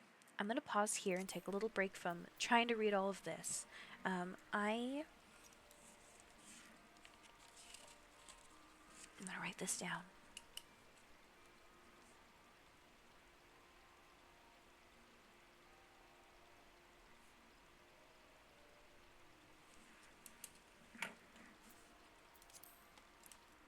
According to online, you can get retainer fantasias on the market board for fairly cheap.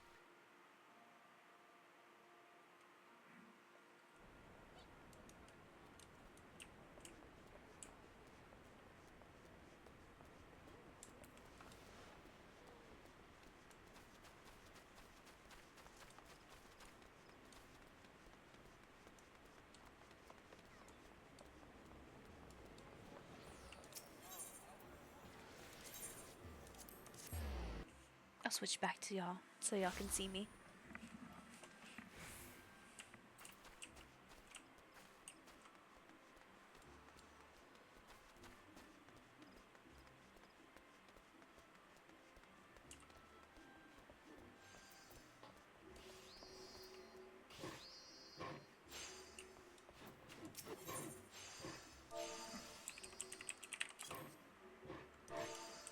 I want a retainer. Retainer Fantasia. Oh geez, I wouldn't call that cheap, but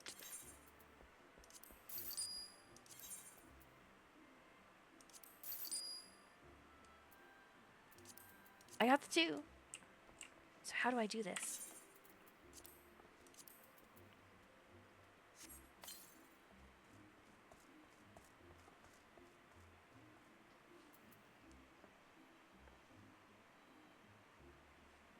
You may now re-edit your retainer's appearance and personality. Remove all their gear and accessories. Then speak with a retainer vocate. Let's see. Let's take... Hold on. I don't want to fuck with this.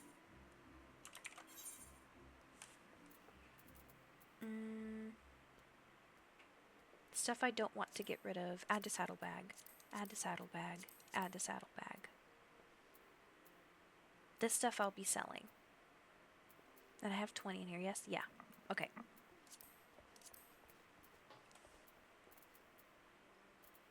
That's fine. I need to add those to my glamour stuff. Oh well, I'll do that later. Okay. So if I need to take everything off of them, withdraw items, retrieve, retrieve, retrieve, retrieve, retrieve, retrieve, retrieve. Give me everything.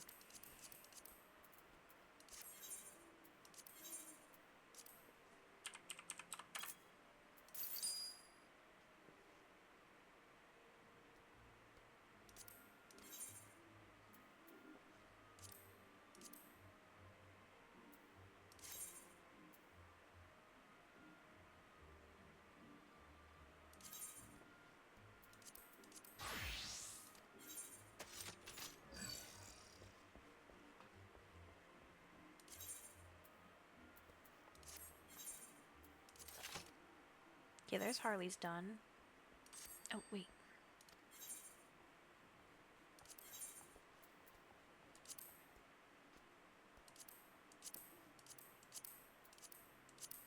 I'll reset these later.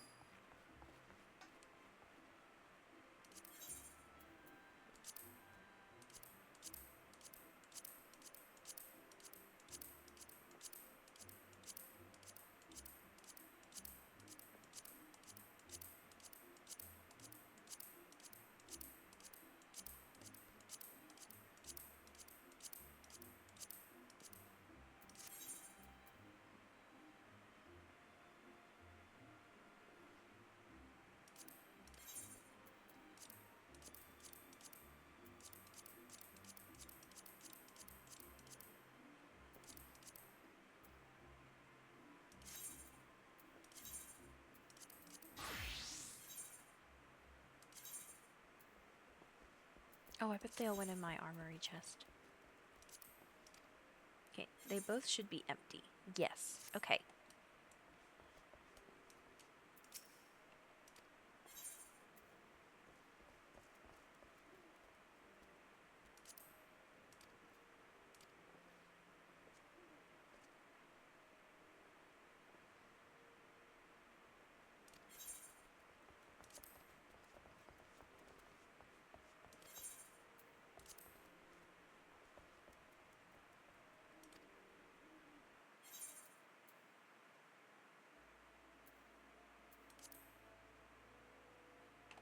Okay, I can fully do this. Alright, got it. Cool. This is great. Okay, so my current one is a cat. Let's do an Aura and a Viera. Let's do the Aura first. Rain or Zayla? I have a Rain. Let's do a Zayla as the retainer because I have a Rain character. I'm gonna make them tall.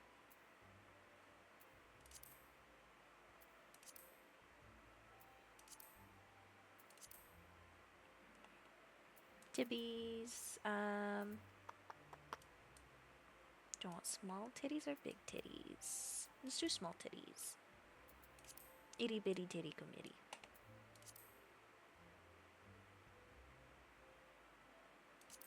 Dang, that's a big old dragon tail. Oh, but it does something weird to the booty.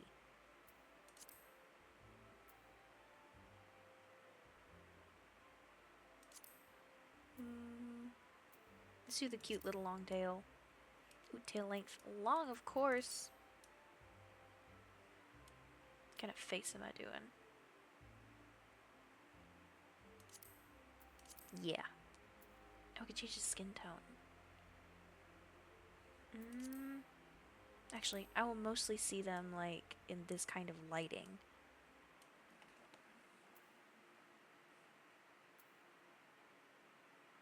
Green like a dragon.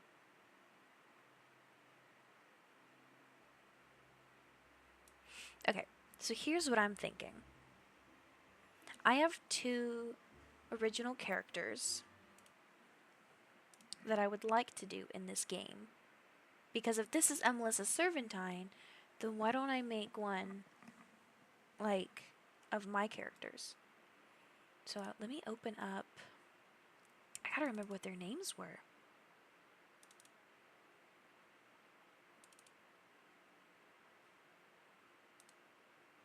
I think it was Rinku Allwood and one other. Are they on my desktop? No, they're not.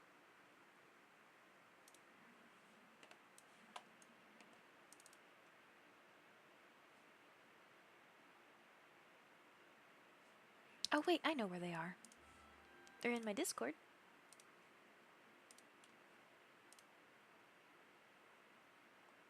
I've got Nylene and Rinku. Rinku's more bunny. Nylene will be the dragon. Now Nylene is really pale.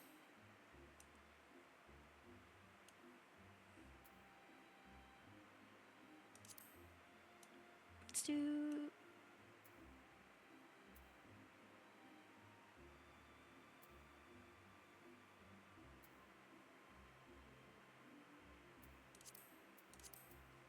There. Hairstyles. I have her with long hair. What is that? Okay, that's interesting.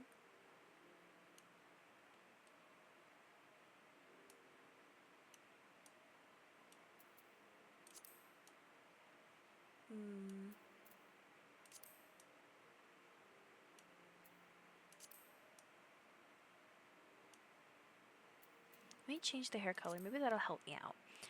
She has black hair for the most part, but she's a very purple kind of girl.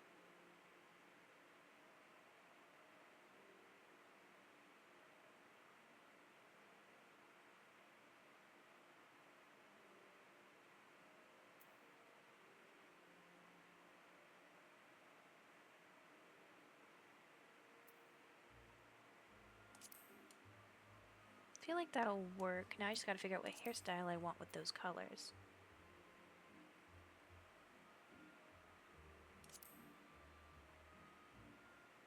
Okay, that's really cute.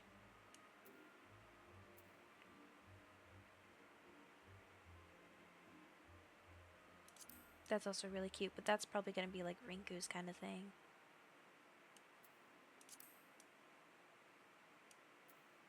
I just gotta remember, this is an evil kind of character.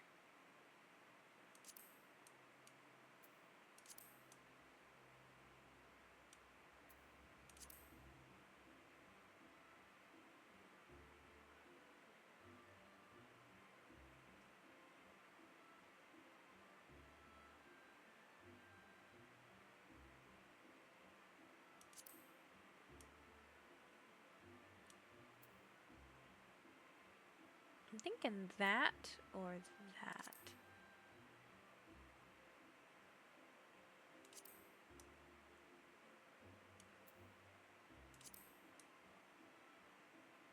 I'm not mad at that.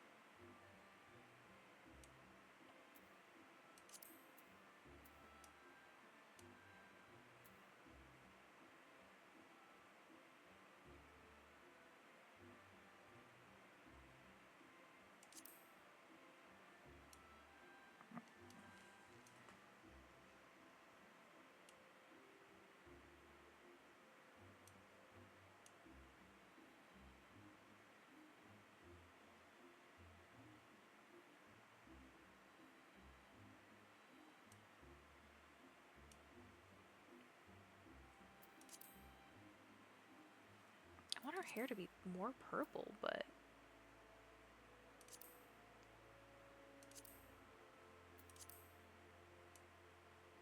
Oh, that's more purple. It's just the lighting makes it look kind of pink. Oh, there we go. Oh, yeah, that's good enough. I'm weird about the hairstyle, though. Because this character does have long hair.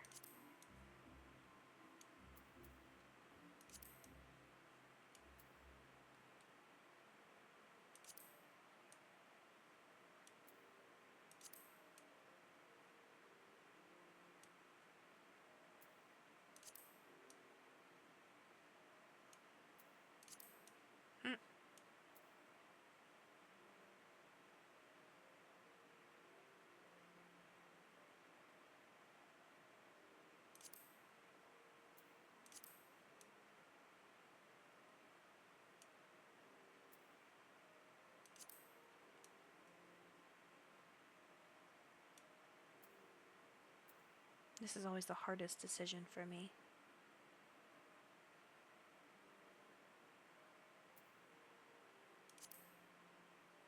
Let's go with this for now.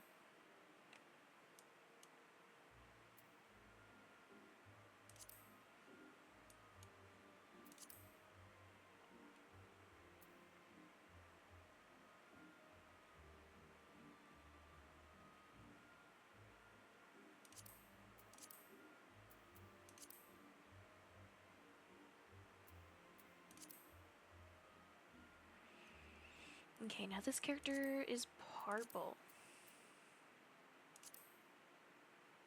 Oh, that's odd eyes. I don't need to do odd eyes.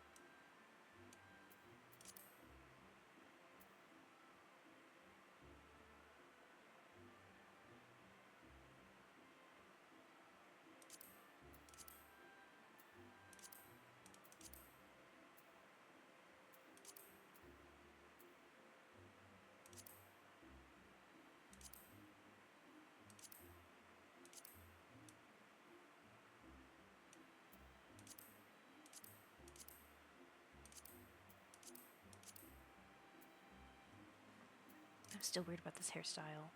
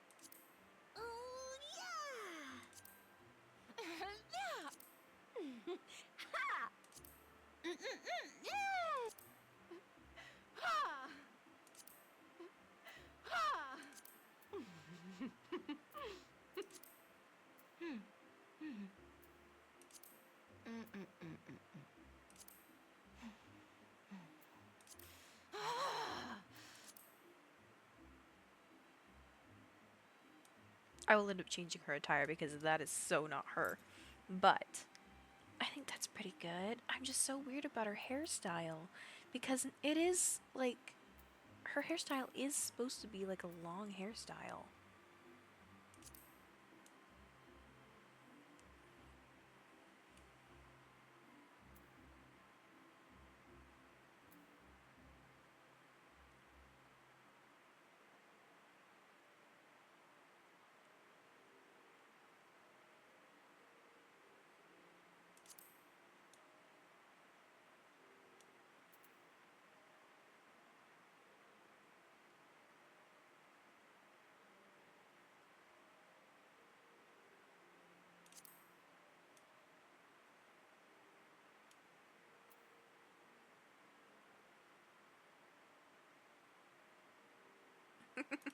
There.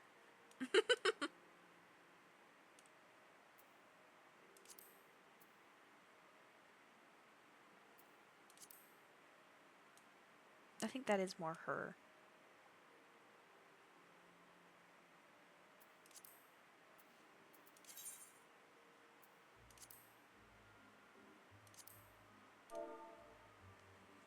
Mm.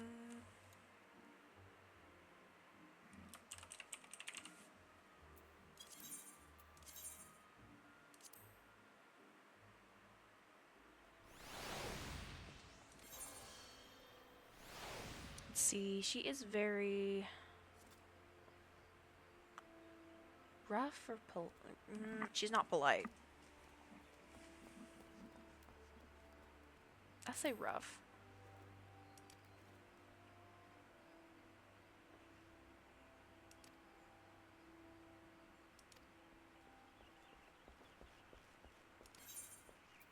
Yes.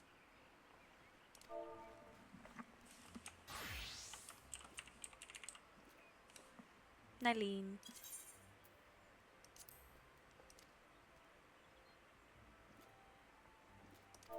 Not available. I can't. Wait, what?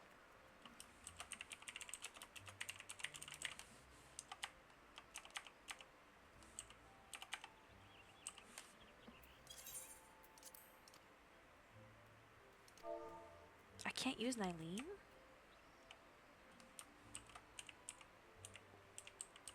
Two ends.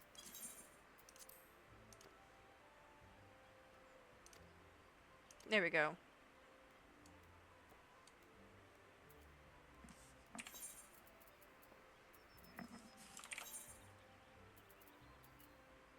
Where did it go? There it is.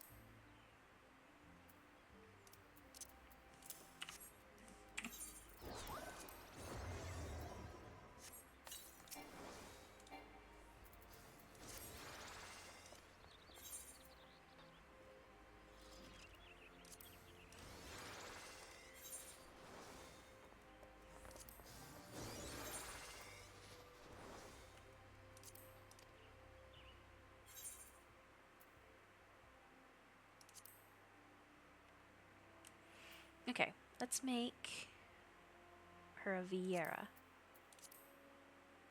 A Vina or a Rava?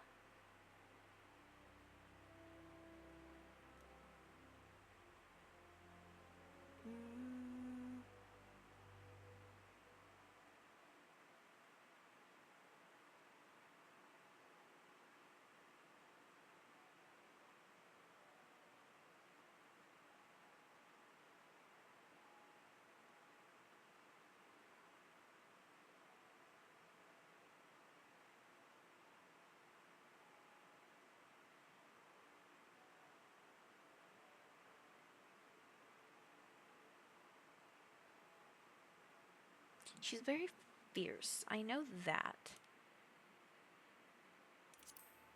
She looks more like a Vina kind of girl, but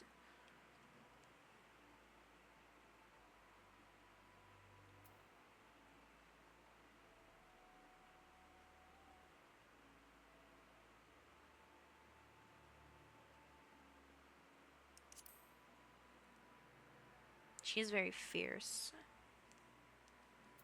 I'll do a Rava. I don't remember what I did for my other character.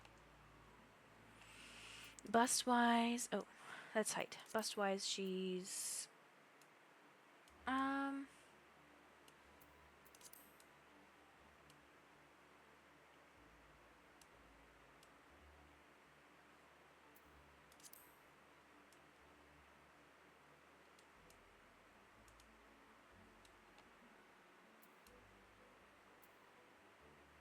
I mean, she's not bad. But this character isn't a large character, so I'm gonna put it at, like, there.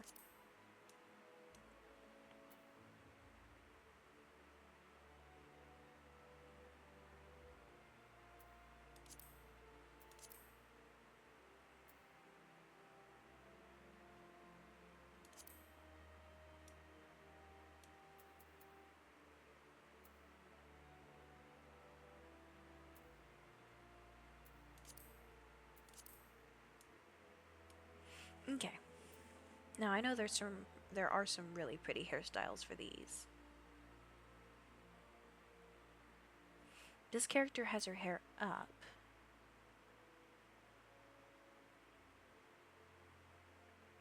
Like normally in a bun. I think this would be really pretty though. Hair color, she is a blonde.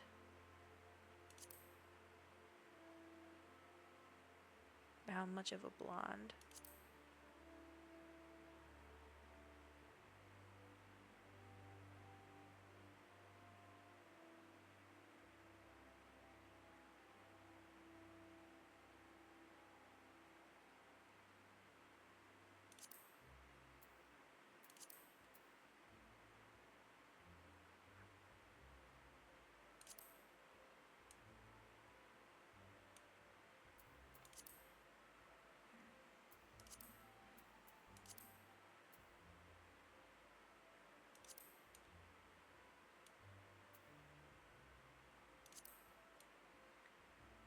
You know, because she's so fierce, I'm gonna do this.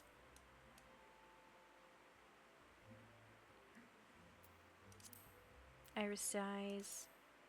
Large or small? She's large. She is much cuter. I believe she has like emerald green eyes, just like Melissa does normally.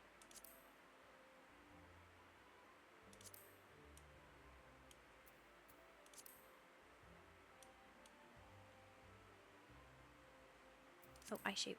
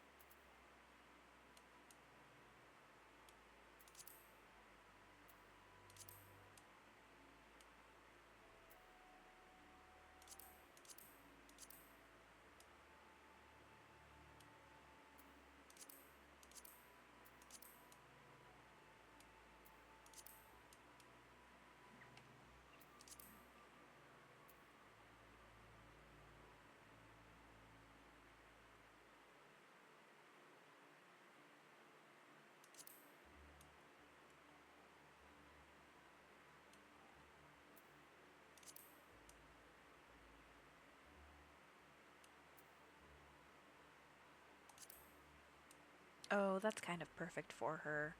I mean, normally I have her hair up longer, but like this little thing on the little side, she does wear a lot of really pretty jewelry. That's just the kind of character that she is.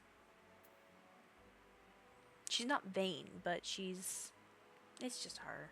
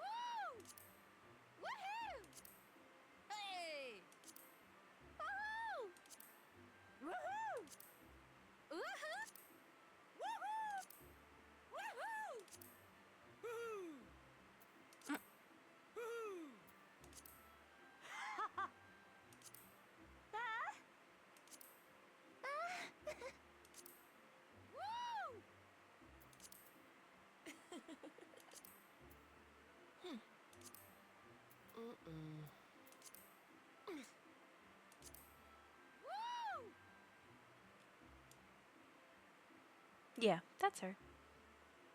I'll make sure the jaw's right. I'm not sure I looked at that.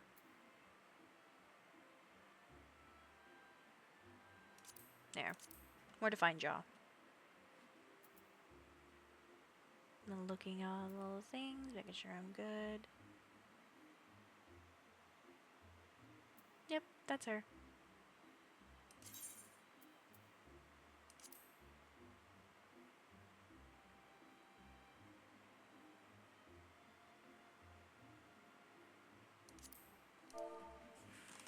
This is Rinku.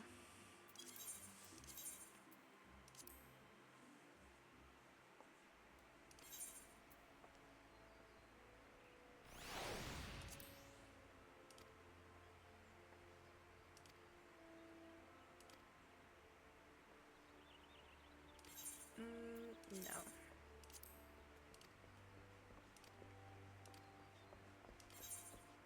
Yes, she's polite.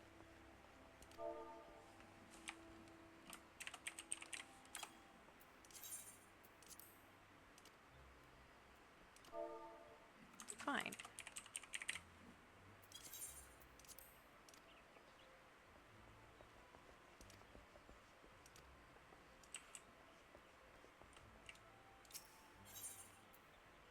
Nylene and Rinku.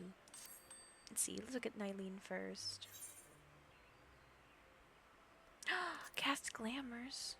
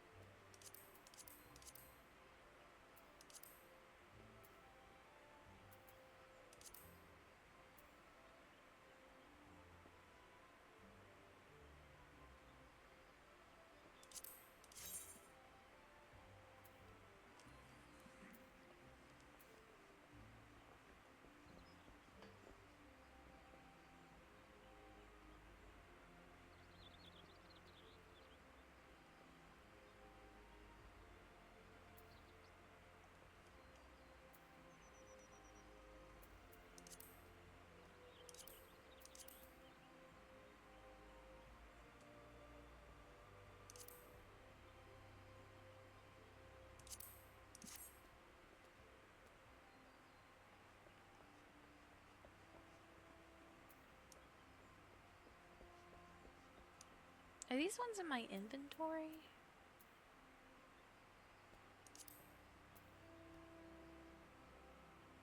May only be used in inns?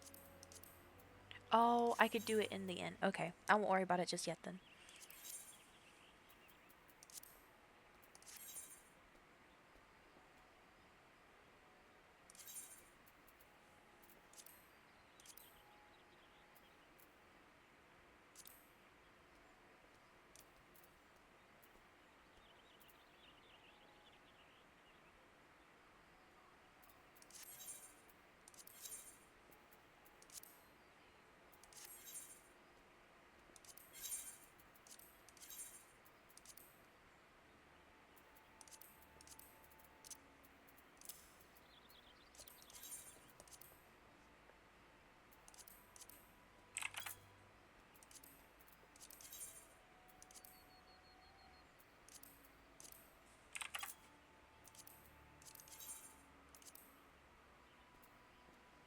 Whoa, why are those low and those high? Let's do 100 like that person.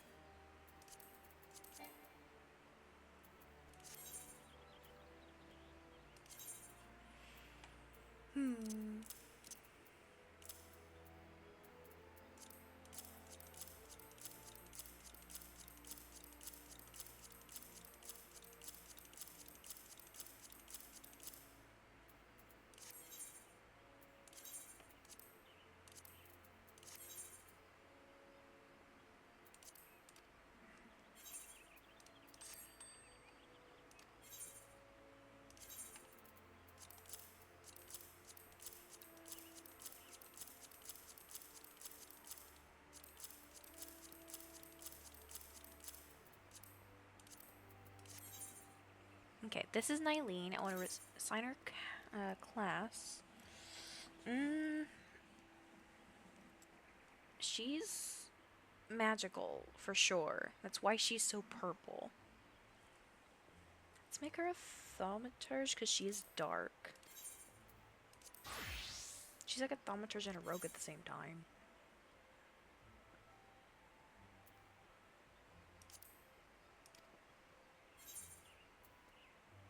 Okay, Rinku.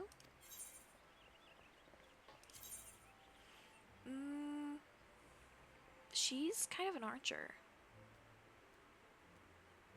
I've always had her as an archer. Well, Emelissa was always a druid, which is close to a thaumaturge, I guess, in this universe.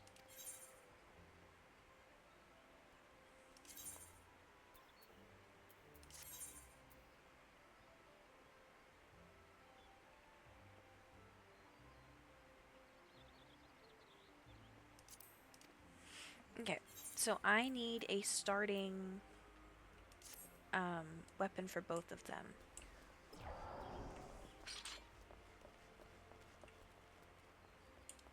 Tinker?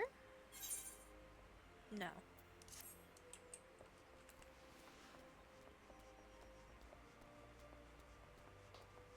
Battlecraft supplier? Yes.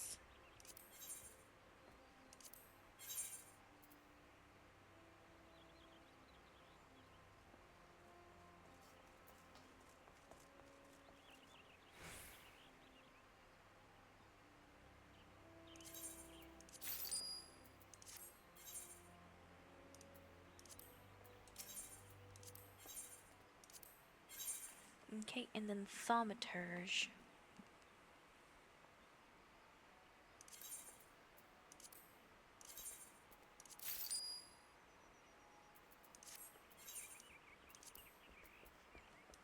And then I want maybe Taylor.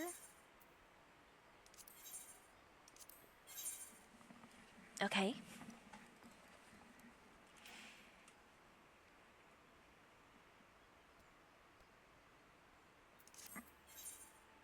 Let's try that again. Am I doing this wrong? Nope, it'll be war.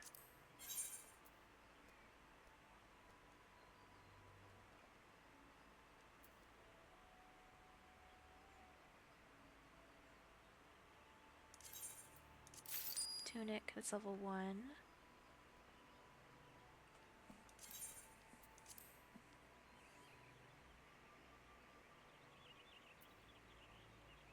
I might just have to craft something.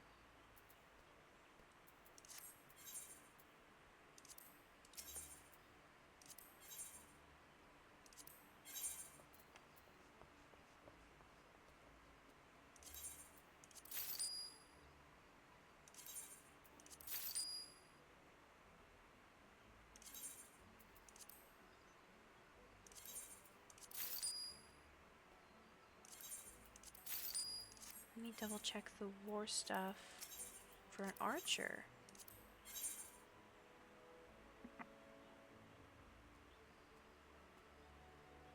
No, no level 1.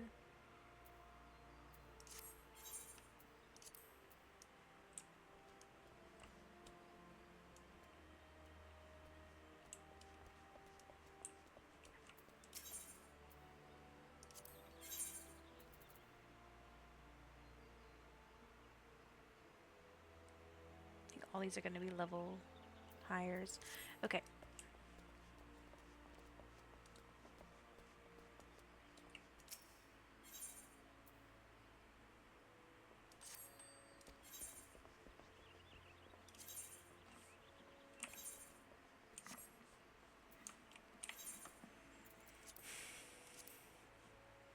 Now she's a thaumaturge. I believe it was this.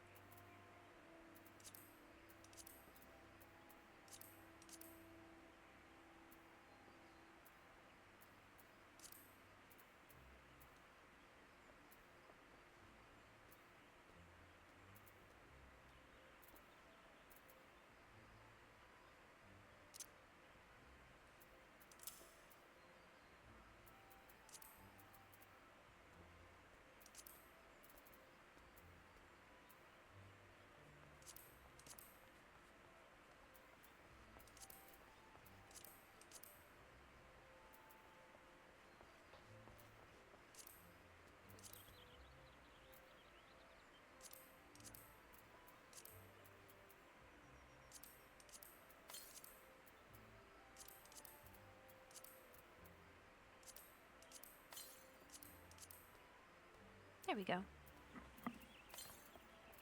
That's as good as she's gonna get. Wonder why it says max level 9.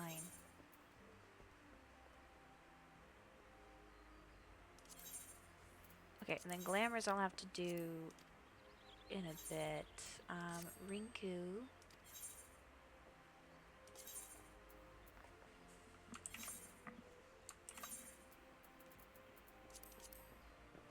There you go.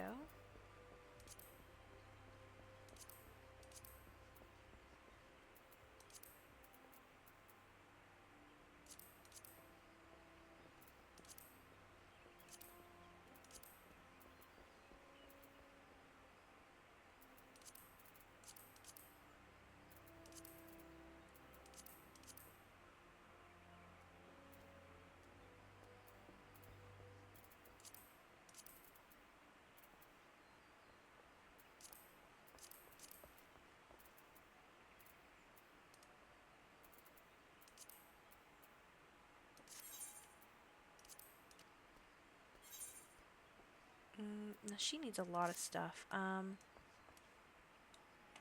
Let's see, what can I make for her?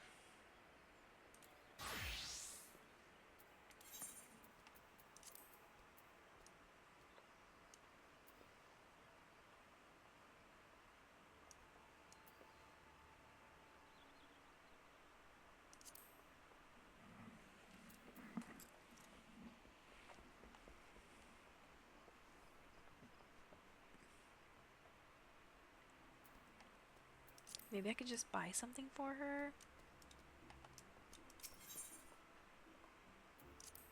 Want head for Archer.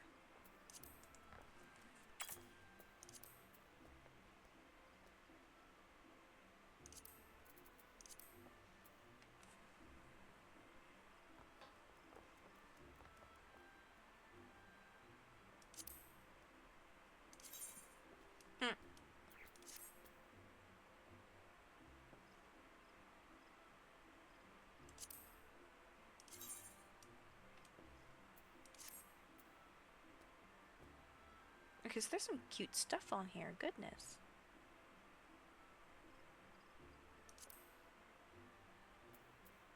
Why is that so high?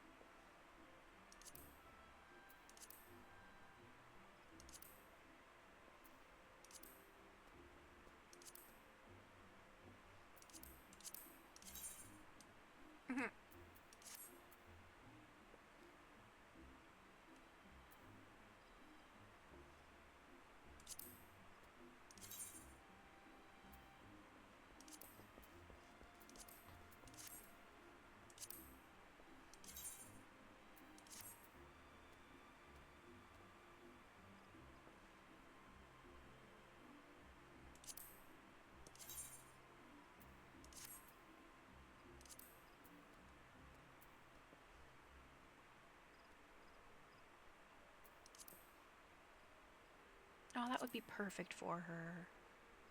I want it. I'm gonna put that in my glamour dresser. That is too cute.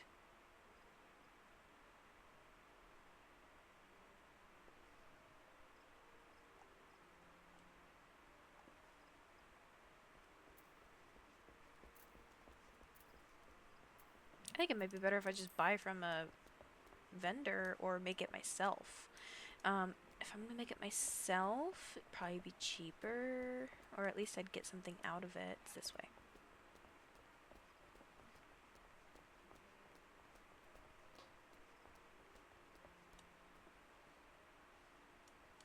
New tradecraft supplier.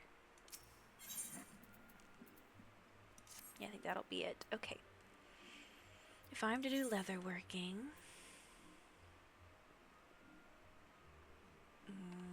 let's look at something else, like armorcraft maybe? No. It's not gonna be woodworking. I mean, I could make some maple clogs, but that's not for her.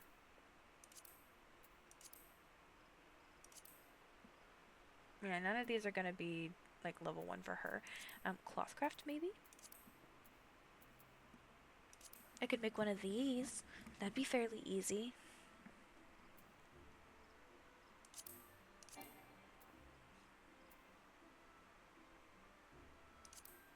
Make her a camise. Let's do... I just need some mocha grass.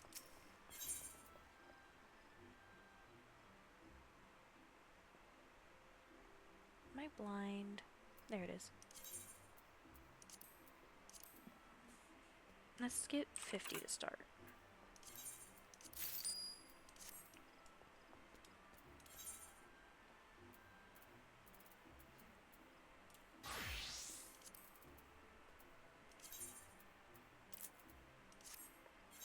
Let's go.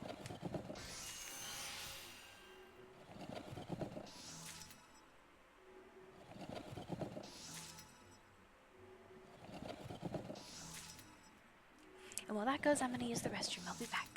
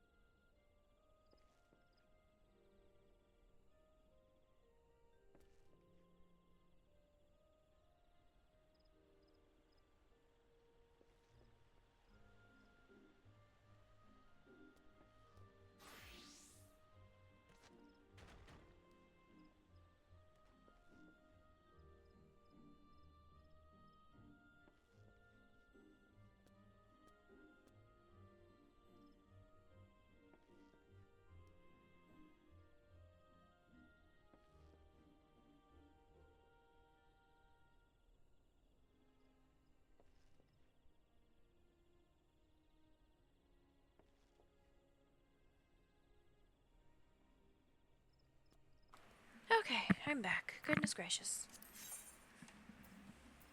I know I'm gonna need a couple of these. Let's see. First things first, she needs a hat. I do need some leather for that. Which I think I can buy leather.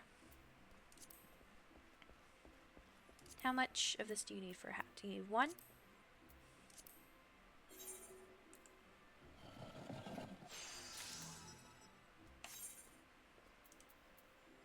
Okay, and then you need one piece of leather.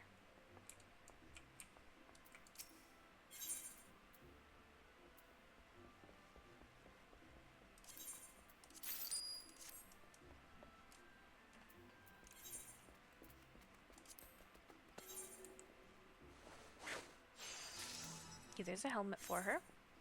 She already has a shirt and pants. She does need shoes. Now, I don't think there's shoes on here. So, leather working shoes? Okay, I will need an undyed hempen cloth and another piece of leather.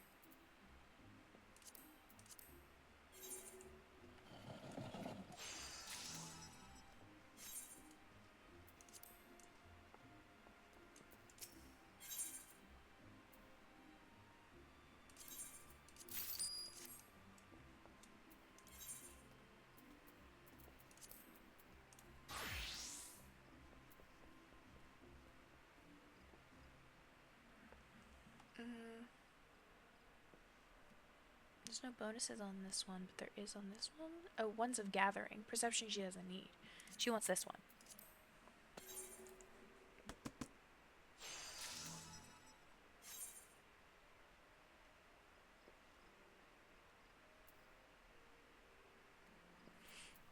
Okay, so I made her a hat. I've made her shoes. Now I need gloves, maybe?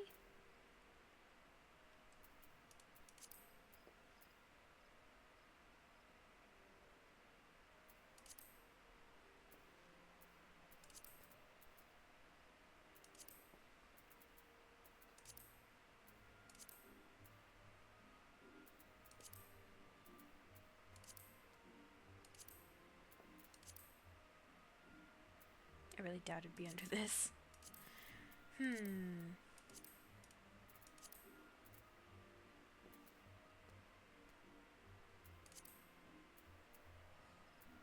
Wrist guards. But they're also gathering.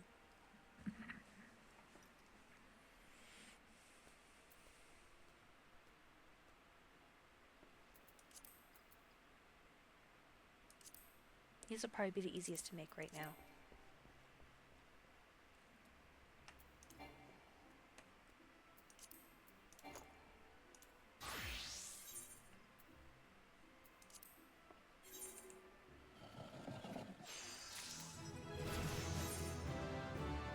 Cool. Level up.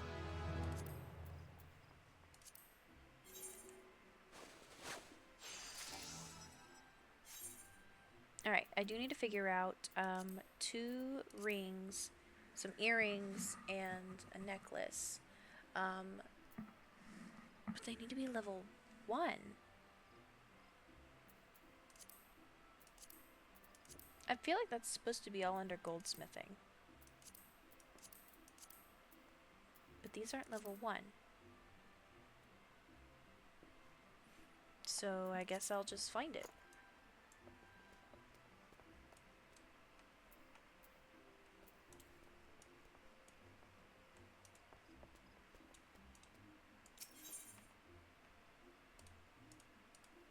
We want level 1 earrings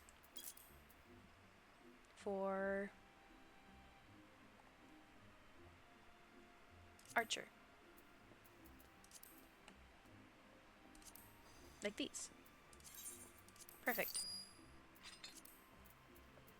Let's do necklace. Oof.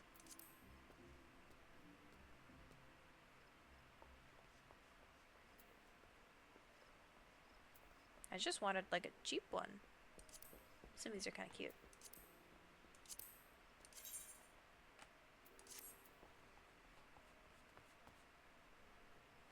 Guess she doesn't need it.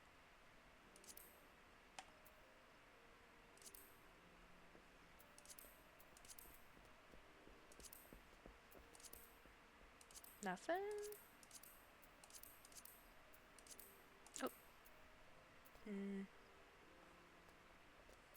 She doesn't need it. It's fine. Okay. Let's go back to the inn. Put the rest of this stuff on her. And I think I can glamour them.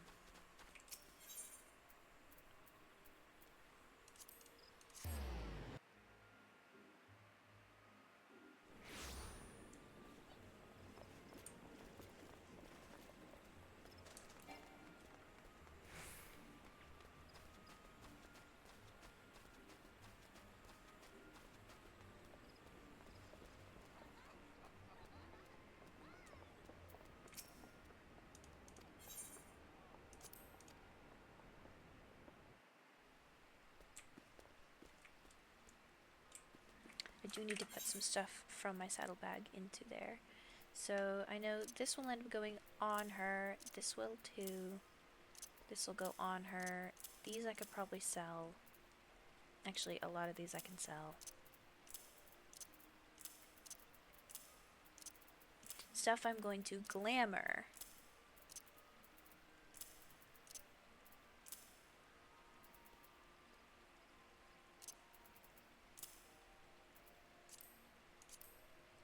There we go. I believe I have more in here. Yeah.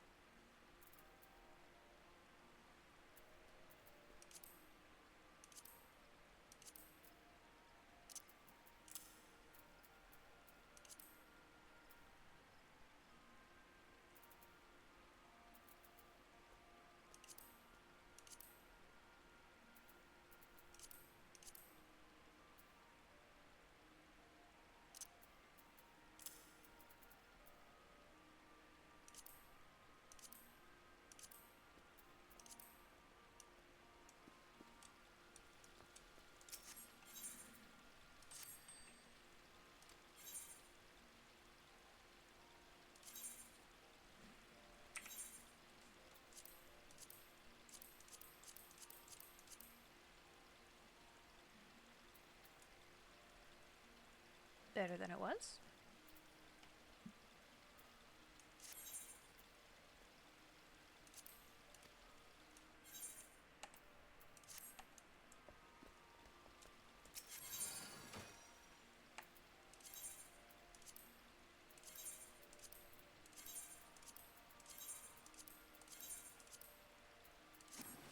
Now I know I have. Let's grab the dispeller. I've got purple dye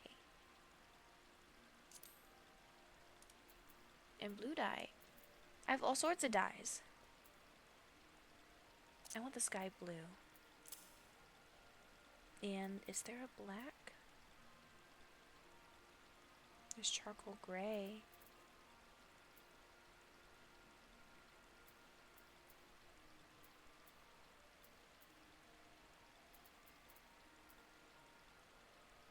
Ooh, royal blue.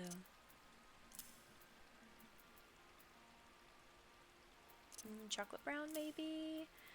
Let's do blood red as well. Now, can I dye something that is already in here?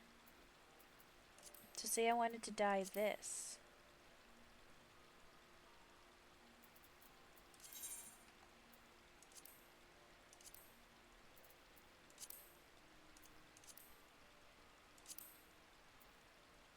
Maybe not.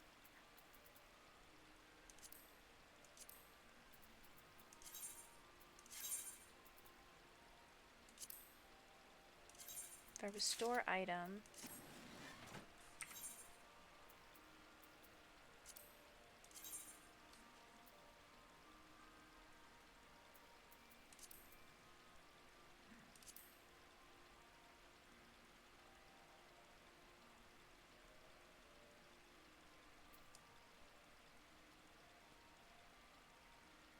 Where did it go?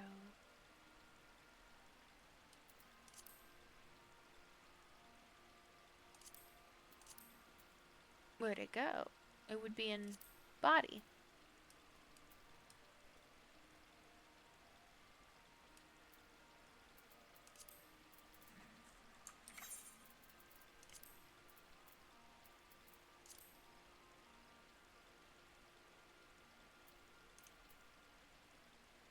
Can I not dye this?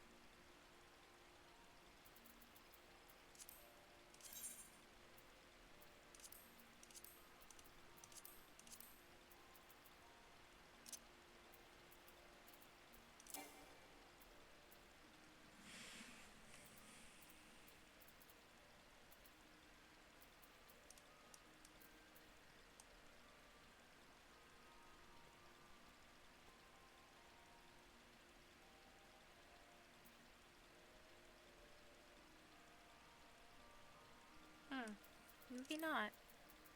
That sucks.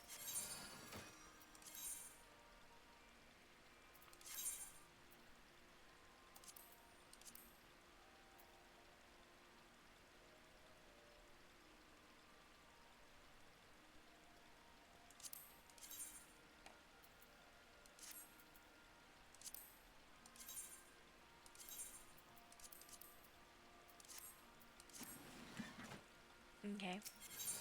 But I can still edit the glamour plates. Eee!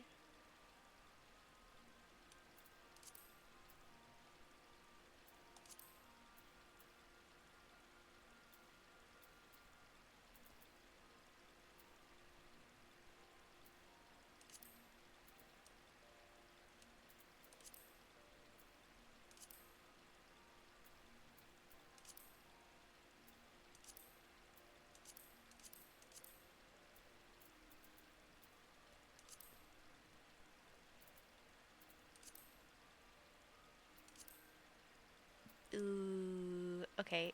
Super happy about this.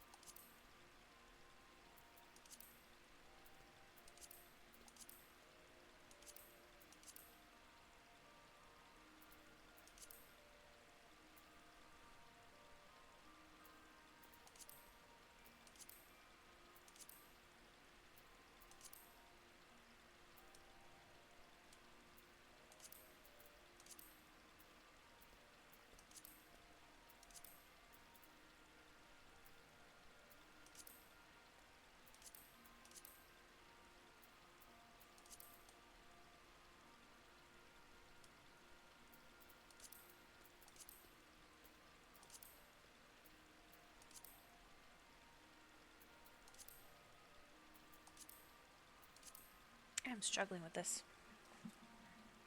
Oh, hello!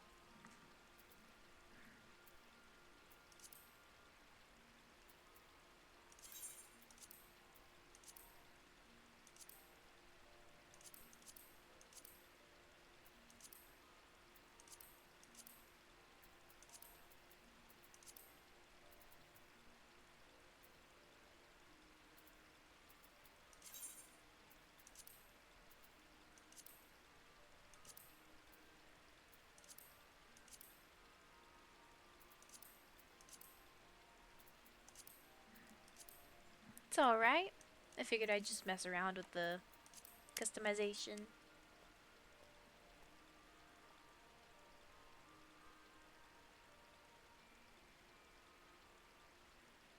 I was going through the story.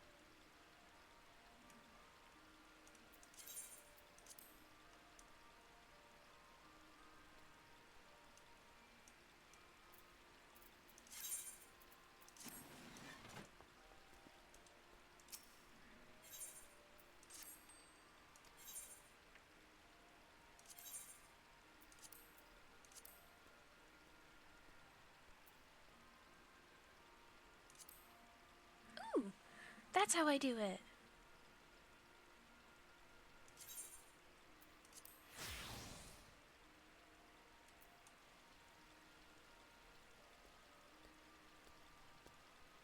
I just gave her extra horns.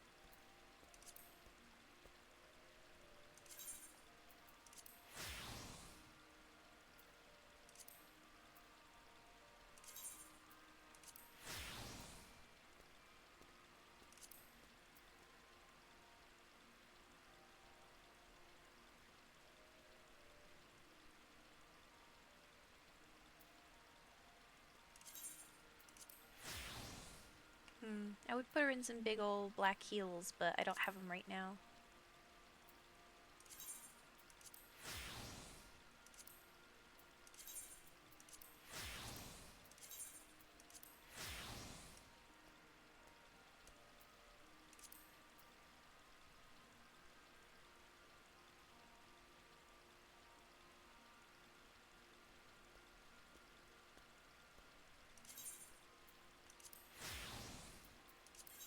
Perfect.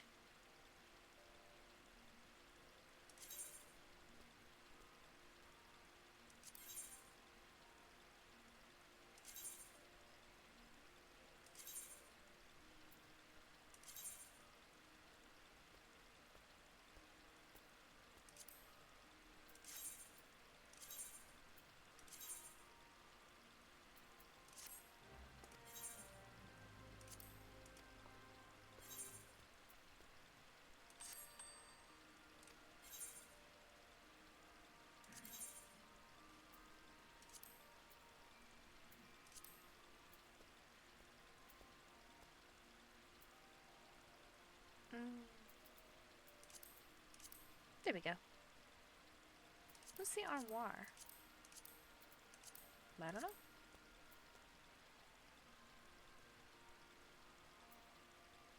There we go.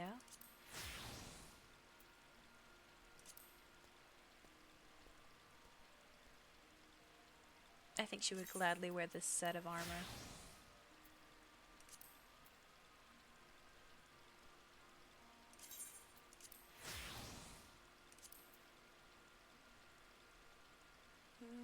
I don't want her in jeans though. Oh. That didn't seem to work.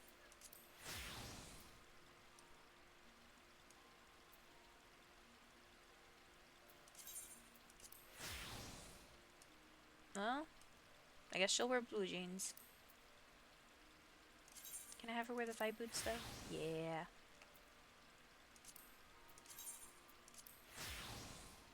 Cool.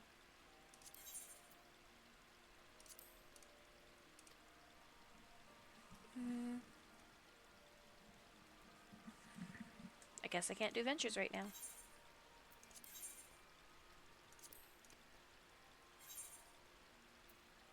Cool.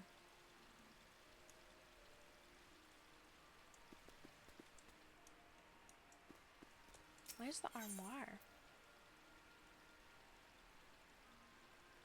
Do I have anything in there? No? Okay. Well, I might as well continue the story, but I want to change. Oh, Bard first. Change the glamour plate.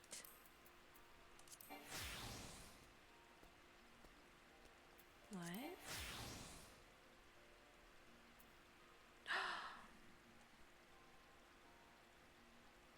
Oh, I did the wrong ones.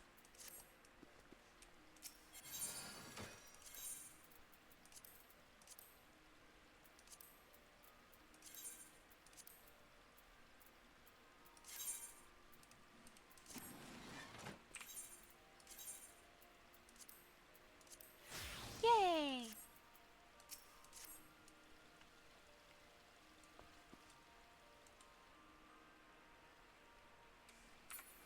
Alright.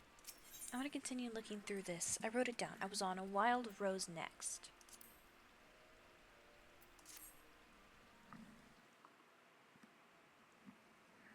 I take it you will help us. Wonderful! I knew you wouldn't let us down. But come, I would introduce you to your friends in the Order. Tell me, does the name Sharlayan ring any bells? It used to be one of Eorzea's 6 city-states, and was situated in the northwest of Aldenard. The Sharlayans were the keepers of wisdom both old and new. Their mastery over magic and ether was unsurpassed, and even the Garleans knew to fear them. Among their number, there were a noble few who devoted their lives to safeguarding the future of Eorzea. When the realm began its descent into chaos, and their countrymen fled for the motherland, they alone chose to remain here. These noble men and women were called the Archons. Those same brave souls stand before you now. The masked woman is Ida, and beside her is Popolimo. The two are charged with surveying the Twelveswood. Hello there. Welcome. I had every confidence that you would agree to help us. Me too.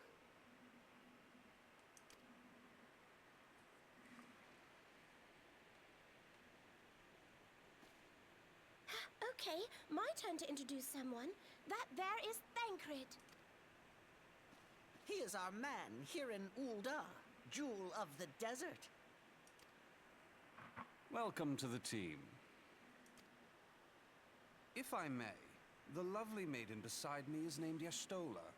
Limsa Lominsa has the pleasure of being under her care. Greetings. Last but not least is Urianger, who presides over all affairs within these halls. Pray seek him out whenever you have questions. Dawn may banish even the darkest night. The words of a dear friend. I'm glad of our meeting. At the Battle of Carteneau, our leader was taken from us. But we did not stray from our purpose. We sought out Minfilia and others with her talent, and together established the Scions of the Seventh Dawn. Along with the Archons, those blessed with the Echo play a pivotal role in our endeavor to forge a brighter tomorrow for the realm. Oh, I should also introduce you to Tataru, our clerk. She ensures that everything runs smoothly. Pleased to make your acquaintance. In time, I hope you will come to think of us as family. But without further ado, I would assign you your first task. Urianger, have the documents arrived from the students of Baldessian? Aye, my lady. They arrived but recently.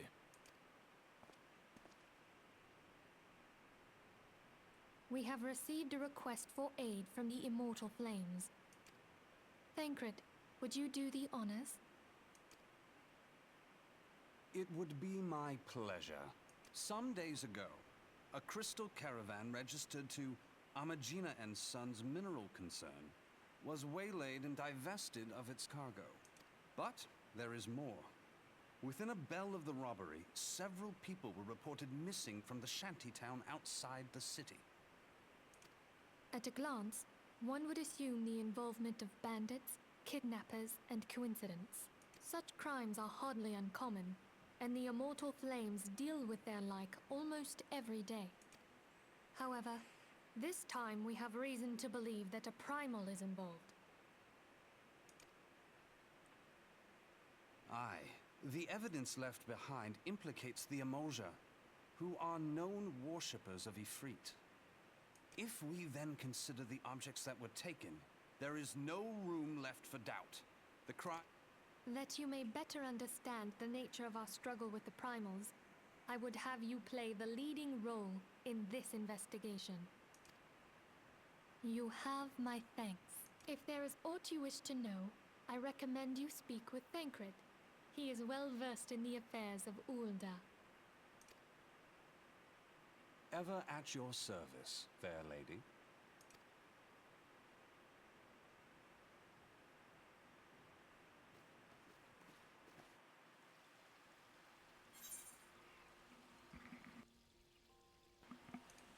Is it just the one? Okay, just the one cutscene there.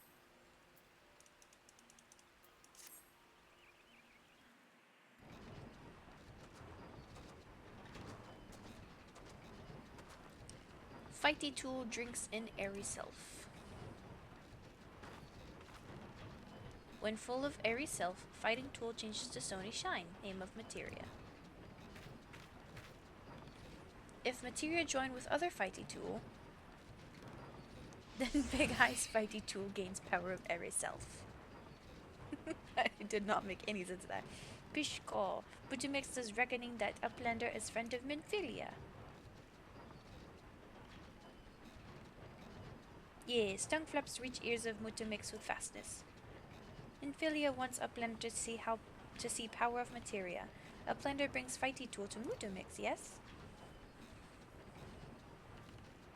Still has it on my back. Fighty Tool is unstrong as eating tool.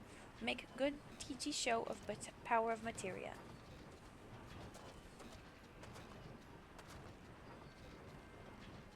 The Materia Master. Now, eyes of Uplander pointy at Fighty Tool, yes?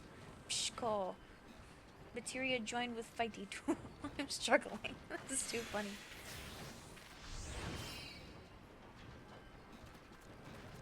Fighty Tool gains power of materia. Fighty Tool reborn. Here, Uplander take Fighty Tool to Minfilia. materia, strictly speaking, is a kind of crystal. It is created by drawing out the etheric constituents from a piece of equipment, then crystallizing them. Not just any old equipment will serve, mind you. It must have sufficient spirit bond, that being a measure of how fully an item has been imbued with its owner's spirit.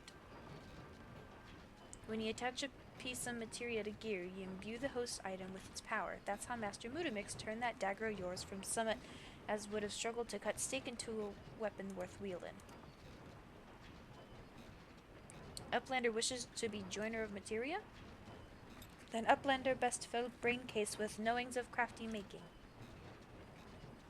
With knowings of crafty making, Uplander can become joiner of materia. If Uplander wants brain case to rattle with knowings of materia, Uplander best trade tongue flaps with learny ones of Mutamix. That made very little sense.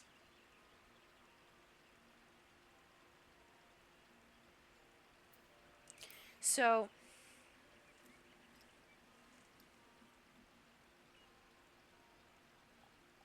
I get introduced to all of them.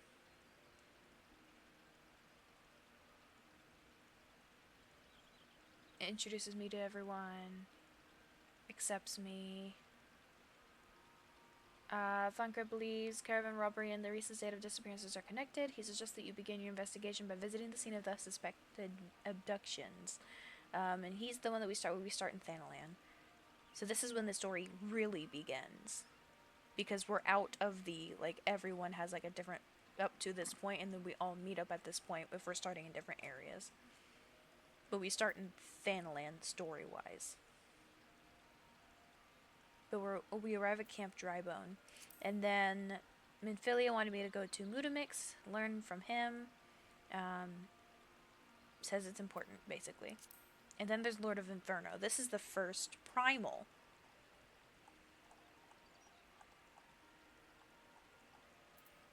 How many cutscenes? 5. Okay.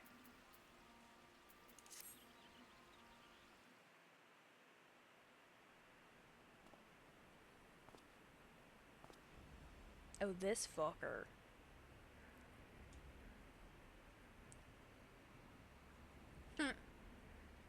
Is he the bait?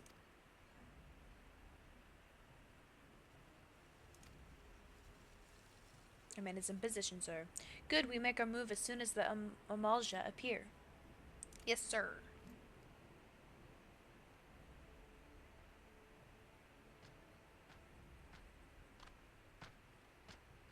Well, there he is.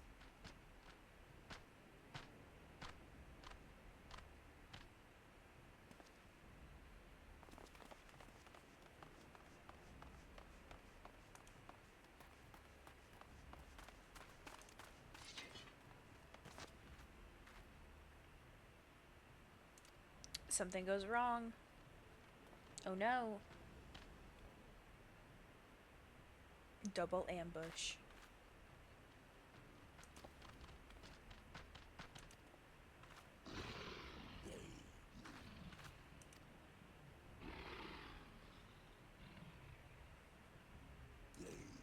Ah, he's in line with them.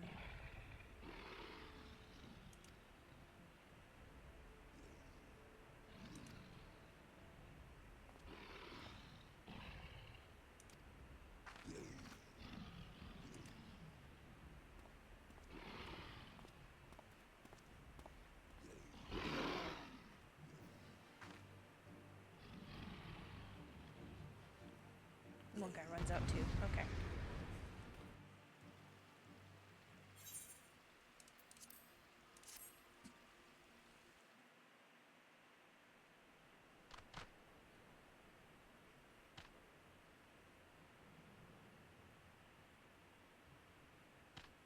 Okay, we do not win this fight.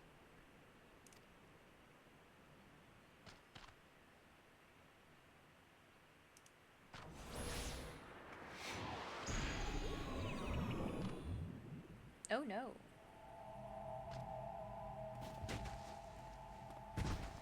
So I go to help out Thanalan. There was some kind of abductions going on. One dude that we hated before got with the Amalja. We tried to ambush the Amalja using him as bait.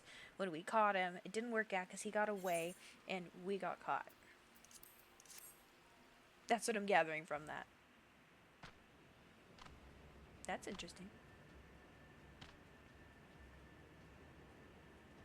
Ooh, this is them getting the primal up. Lord of the Inferno, hearken to our plea. Lord of the Inferno, deliver us from our misery. O mighty Ifrit, Lord of the Inferno, your humble servants beseech you, grace us with your divine presence.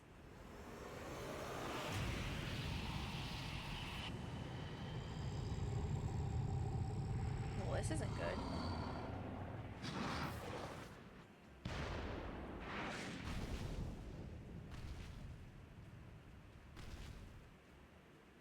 O mighty Ifrit, we bring before you ignorant savages who know not your Godhead. If it please you, Lord, scorch their heathen souls with your cleansing flame and mark them as your own. Oh. Bring those two as well.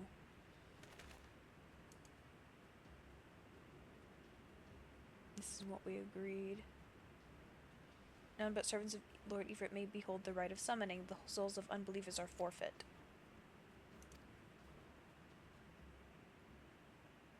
Pitiful children of man, by my breath I claim you.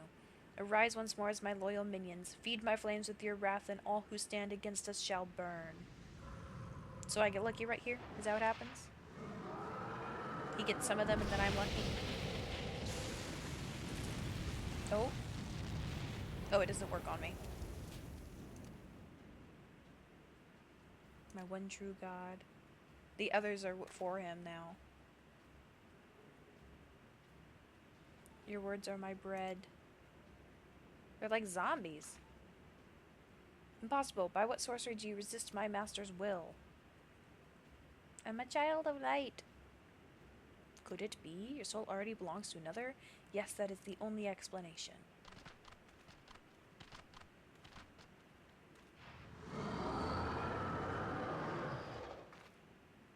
I'm like, nah, bitch, we fightin'. Forsooth, thy frail mortal frame can serve as a vessel to the blessing of but one, yet I smell not the taint of another upon thee.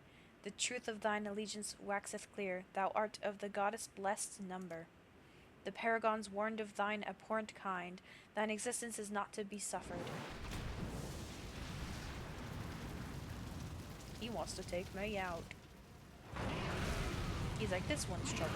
I take this one out. That was kind of epic looking. That I defeat him though, right?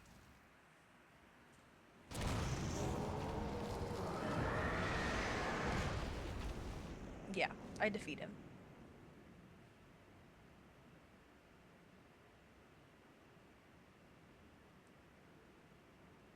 A crystal. Look at the crystal.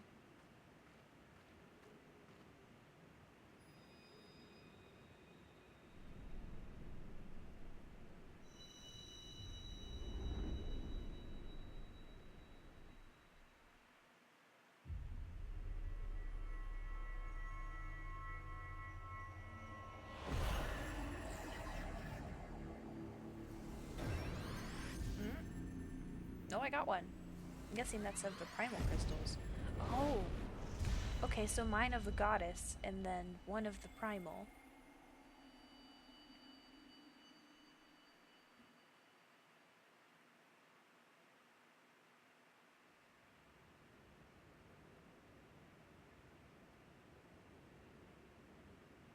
Pray forgive my lateness. Yeah, you're way late. I just defeated a fucking primal. I was delayed by a congregation of Almaja zealots. I swear, each seemed more evangelical than the last. Persistent lot. Ooh. Pretty boy got some moves. Phew.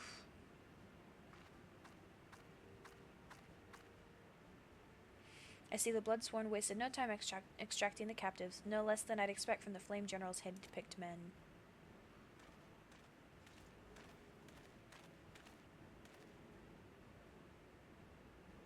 As for those two, it is fair to say their hardships have only just begun. They have much to answer for.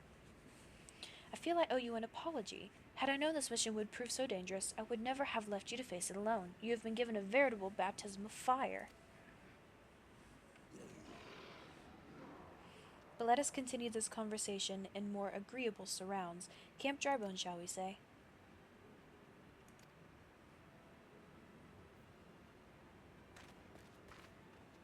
This way, sir?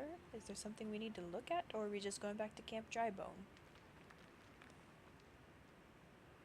So that was the mighty Ifrit. Who's that? Oh, it's the other pretty boy. It's evil pretty boy. And what a disappointment he was. The readings are nowhere near what I had anticipated, even taking Uldan interference into account. You should know better than to rely upon 5-year-old data left by the 7th Legion.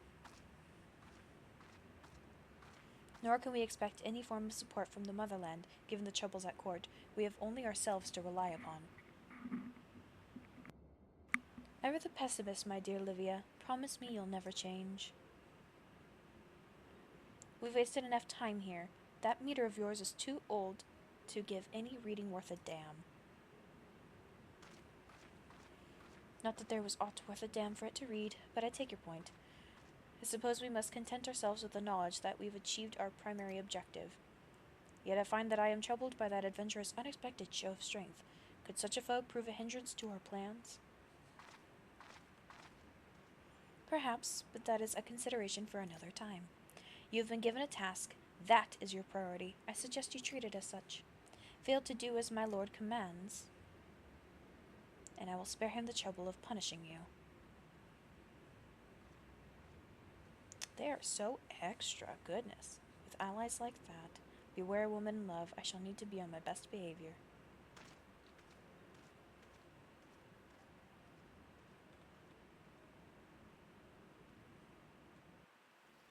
I wonder if my character had a vision of that. Or if that's just something I know as someone who's playing the character rather than the character herself, like fucking Dungeons and Dragons.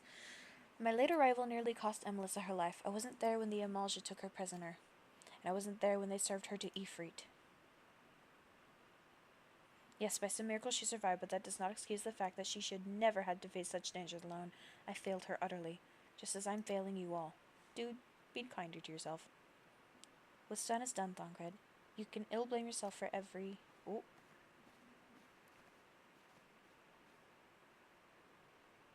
And Melissa, it's so good to see you again. Impeccable timing, my friend. I had just finished regaling Minfilia with your heroic exploits. Thancred has told me everything. You have done well to return to us. The peril you faced were undeniably great, yet part of me believes that I had no cause to fear, and now we can put paid to our long investigation. As we suspected, the Amalja undertook both the robbery and the abductions with the aim of summoning their primal Ifrit.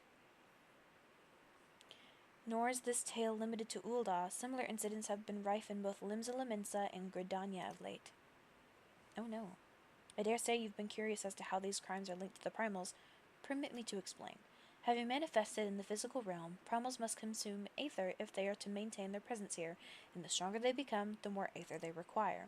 Now, aether exists through creation. It flows through all life and permeates the very air that we breathe. Alas, this alone will not suffice to sustain the likes of Ifrit. Nay, he and his kind require a more concentrated source of aether, crystals. It is for this reason that incidents involving crystals can often be traced back to a primal. Which leaves us with the why of the abductions. To understand this, you must first understand how primals are born. When all is well with the world, primals possess no physical form. Their essence is dispersed across the great river of aether. However, when the world is plunged into chaos, those who worship the primals cry out to their gods for deliverance from suffering. These cries serve as a beacon toward which a primal's essence is irresistibly drawn. It is this coming together, or etheric coalescence, which grants the being's physical form. Once born, a primal gains strength from its followers' worship. The more numerous and fervent they are, the more powerful their god becomes. But the primals are seldom satisfied with such reverence as their adherents freely give, and in order to gain more power, they do not scruple to create followers. Do this by tempting mortals, a process to which yourself were subjected. Yet even Ifrit took your comrades in his thrall. You alone remained unaffected. This is thanks to the power you possess, the Echo.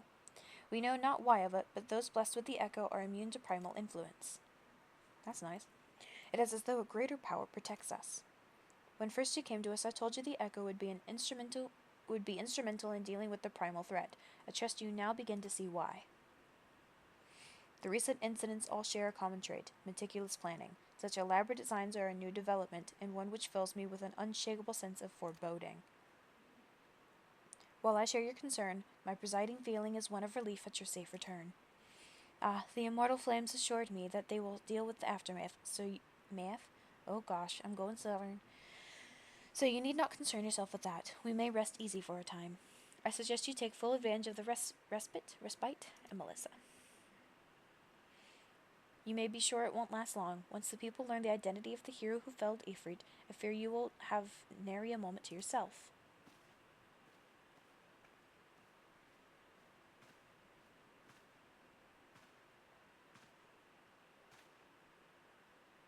Whether she intended to or no, Minfilia neglected to tell you something I think it would be best you heard from one of us. It concerns the tempered abductees that were rescued. I am sorry to report that all are put to death. What? All are to be put to death, the flames with whom you were imprisoned included. Needless to say, this information must not be made known to the public. Why were they put to death? I swear to you that we would not do this if there were any other recourse, but once a man is tempered, he is tempered for life. His very existence lends strength to the primal, whom he cannot choose but worship. Oh. And so we Scions continue our fight, that no more innocents need be sacrificed. I hope that you will continue to stand with us, Emelissa. I don't think they should be killed. God, that's dark. But I should be going. I must offer my apologies to the Flame General for the losses his people suffered. Till next time. They were stripped of their free will, so it's not that they're just being put to death. It's almost a favor. It's mercy. Gods forgive me. How many more lives? Louis Schwa would never have allowed this to happen. I have to do better. I have to be stronger. Be nicer to yourself. Good God. So extra. Goodness gracious.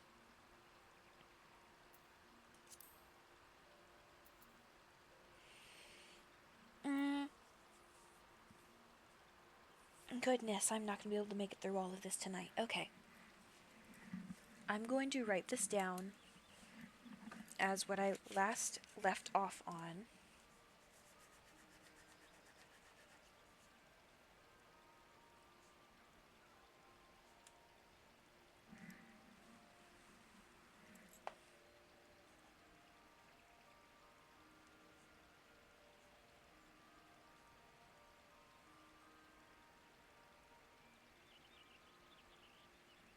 There we go. I wrote it down so that I can come back to this and keep researching the story. I'm going to get off stream and rest a bit, because I'm not used to talking that very much. Wow, that was a lot of talking. So much so that I have been struggling with my words. You hear me go in all sorts of different accents and just struggling to talk in general, and actually enunciate my words so that you'll understand what's going on. And I'm afraid that I'm going to keep starting to skip over some of the things or click way too fast, because I want to get to the point of it. It seems like there's a lot of fluff in the story. So tonight, I'm just going to rest, and I will pick up on this story probably tomorrow. I don't know. I'm going to try tomorrow. But honestly, things are so up in the air right now, I'm not sure if I will get to it tomorrow. So next time you see me on Final Fantasy, hopefully I will, or I'll be playing with Chaotic Attempt. But thank you to anyone who joined, or anybody who is watching on YouTube or anywhere else you might see this. Thank you. Bye-bye.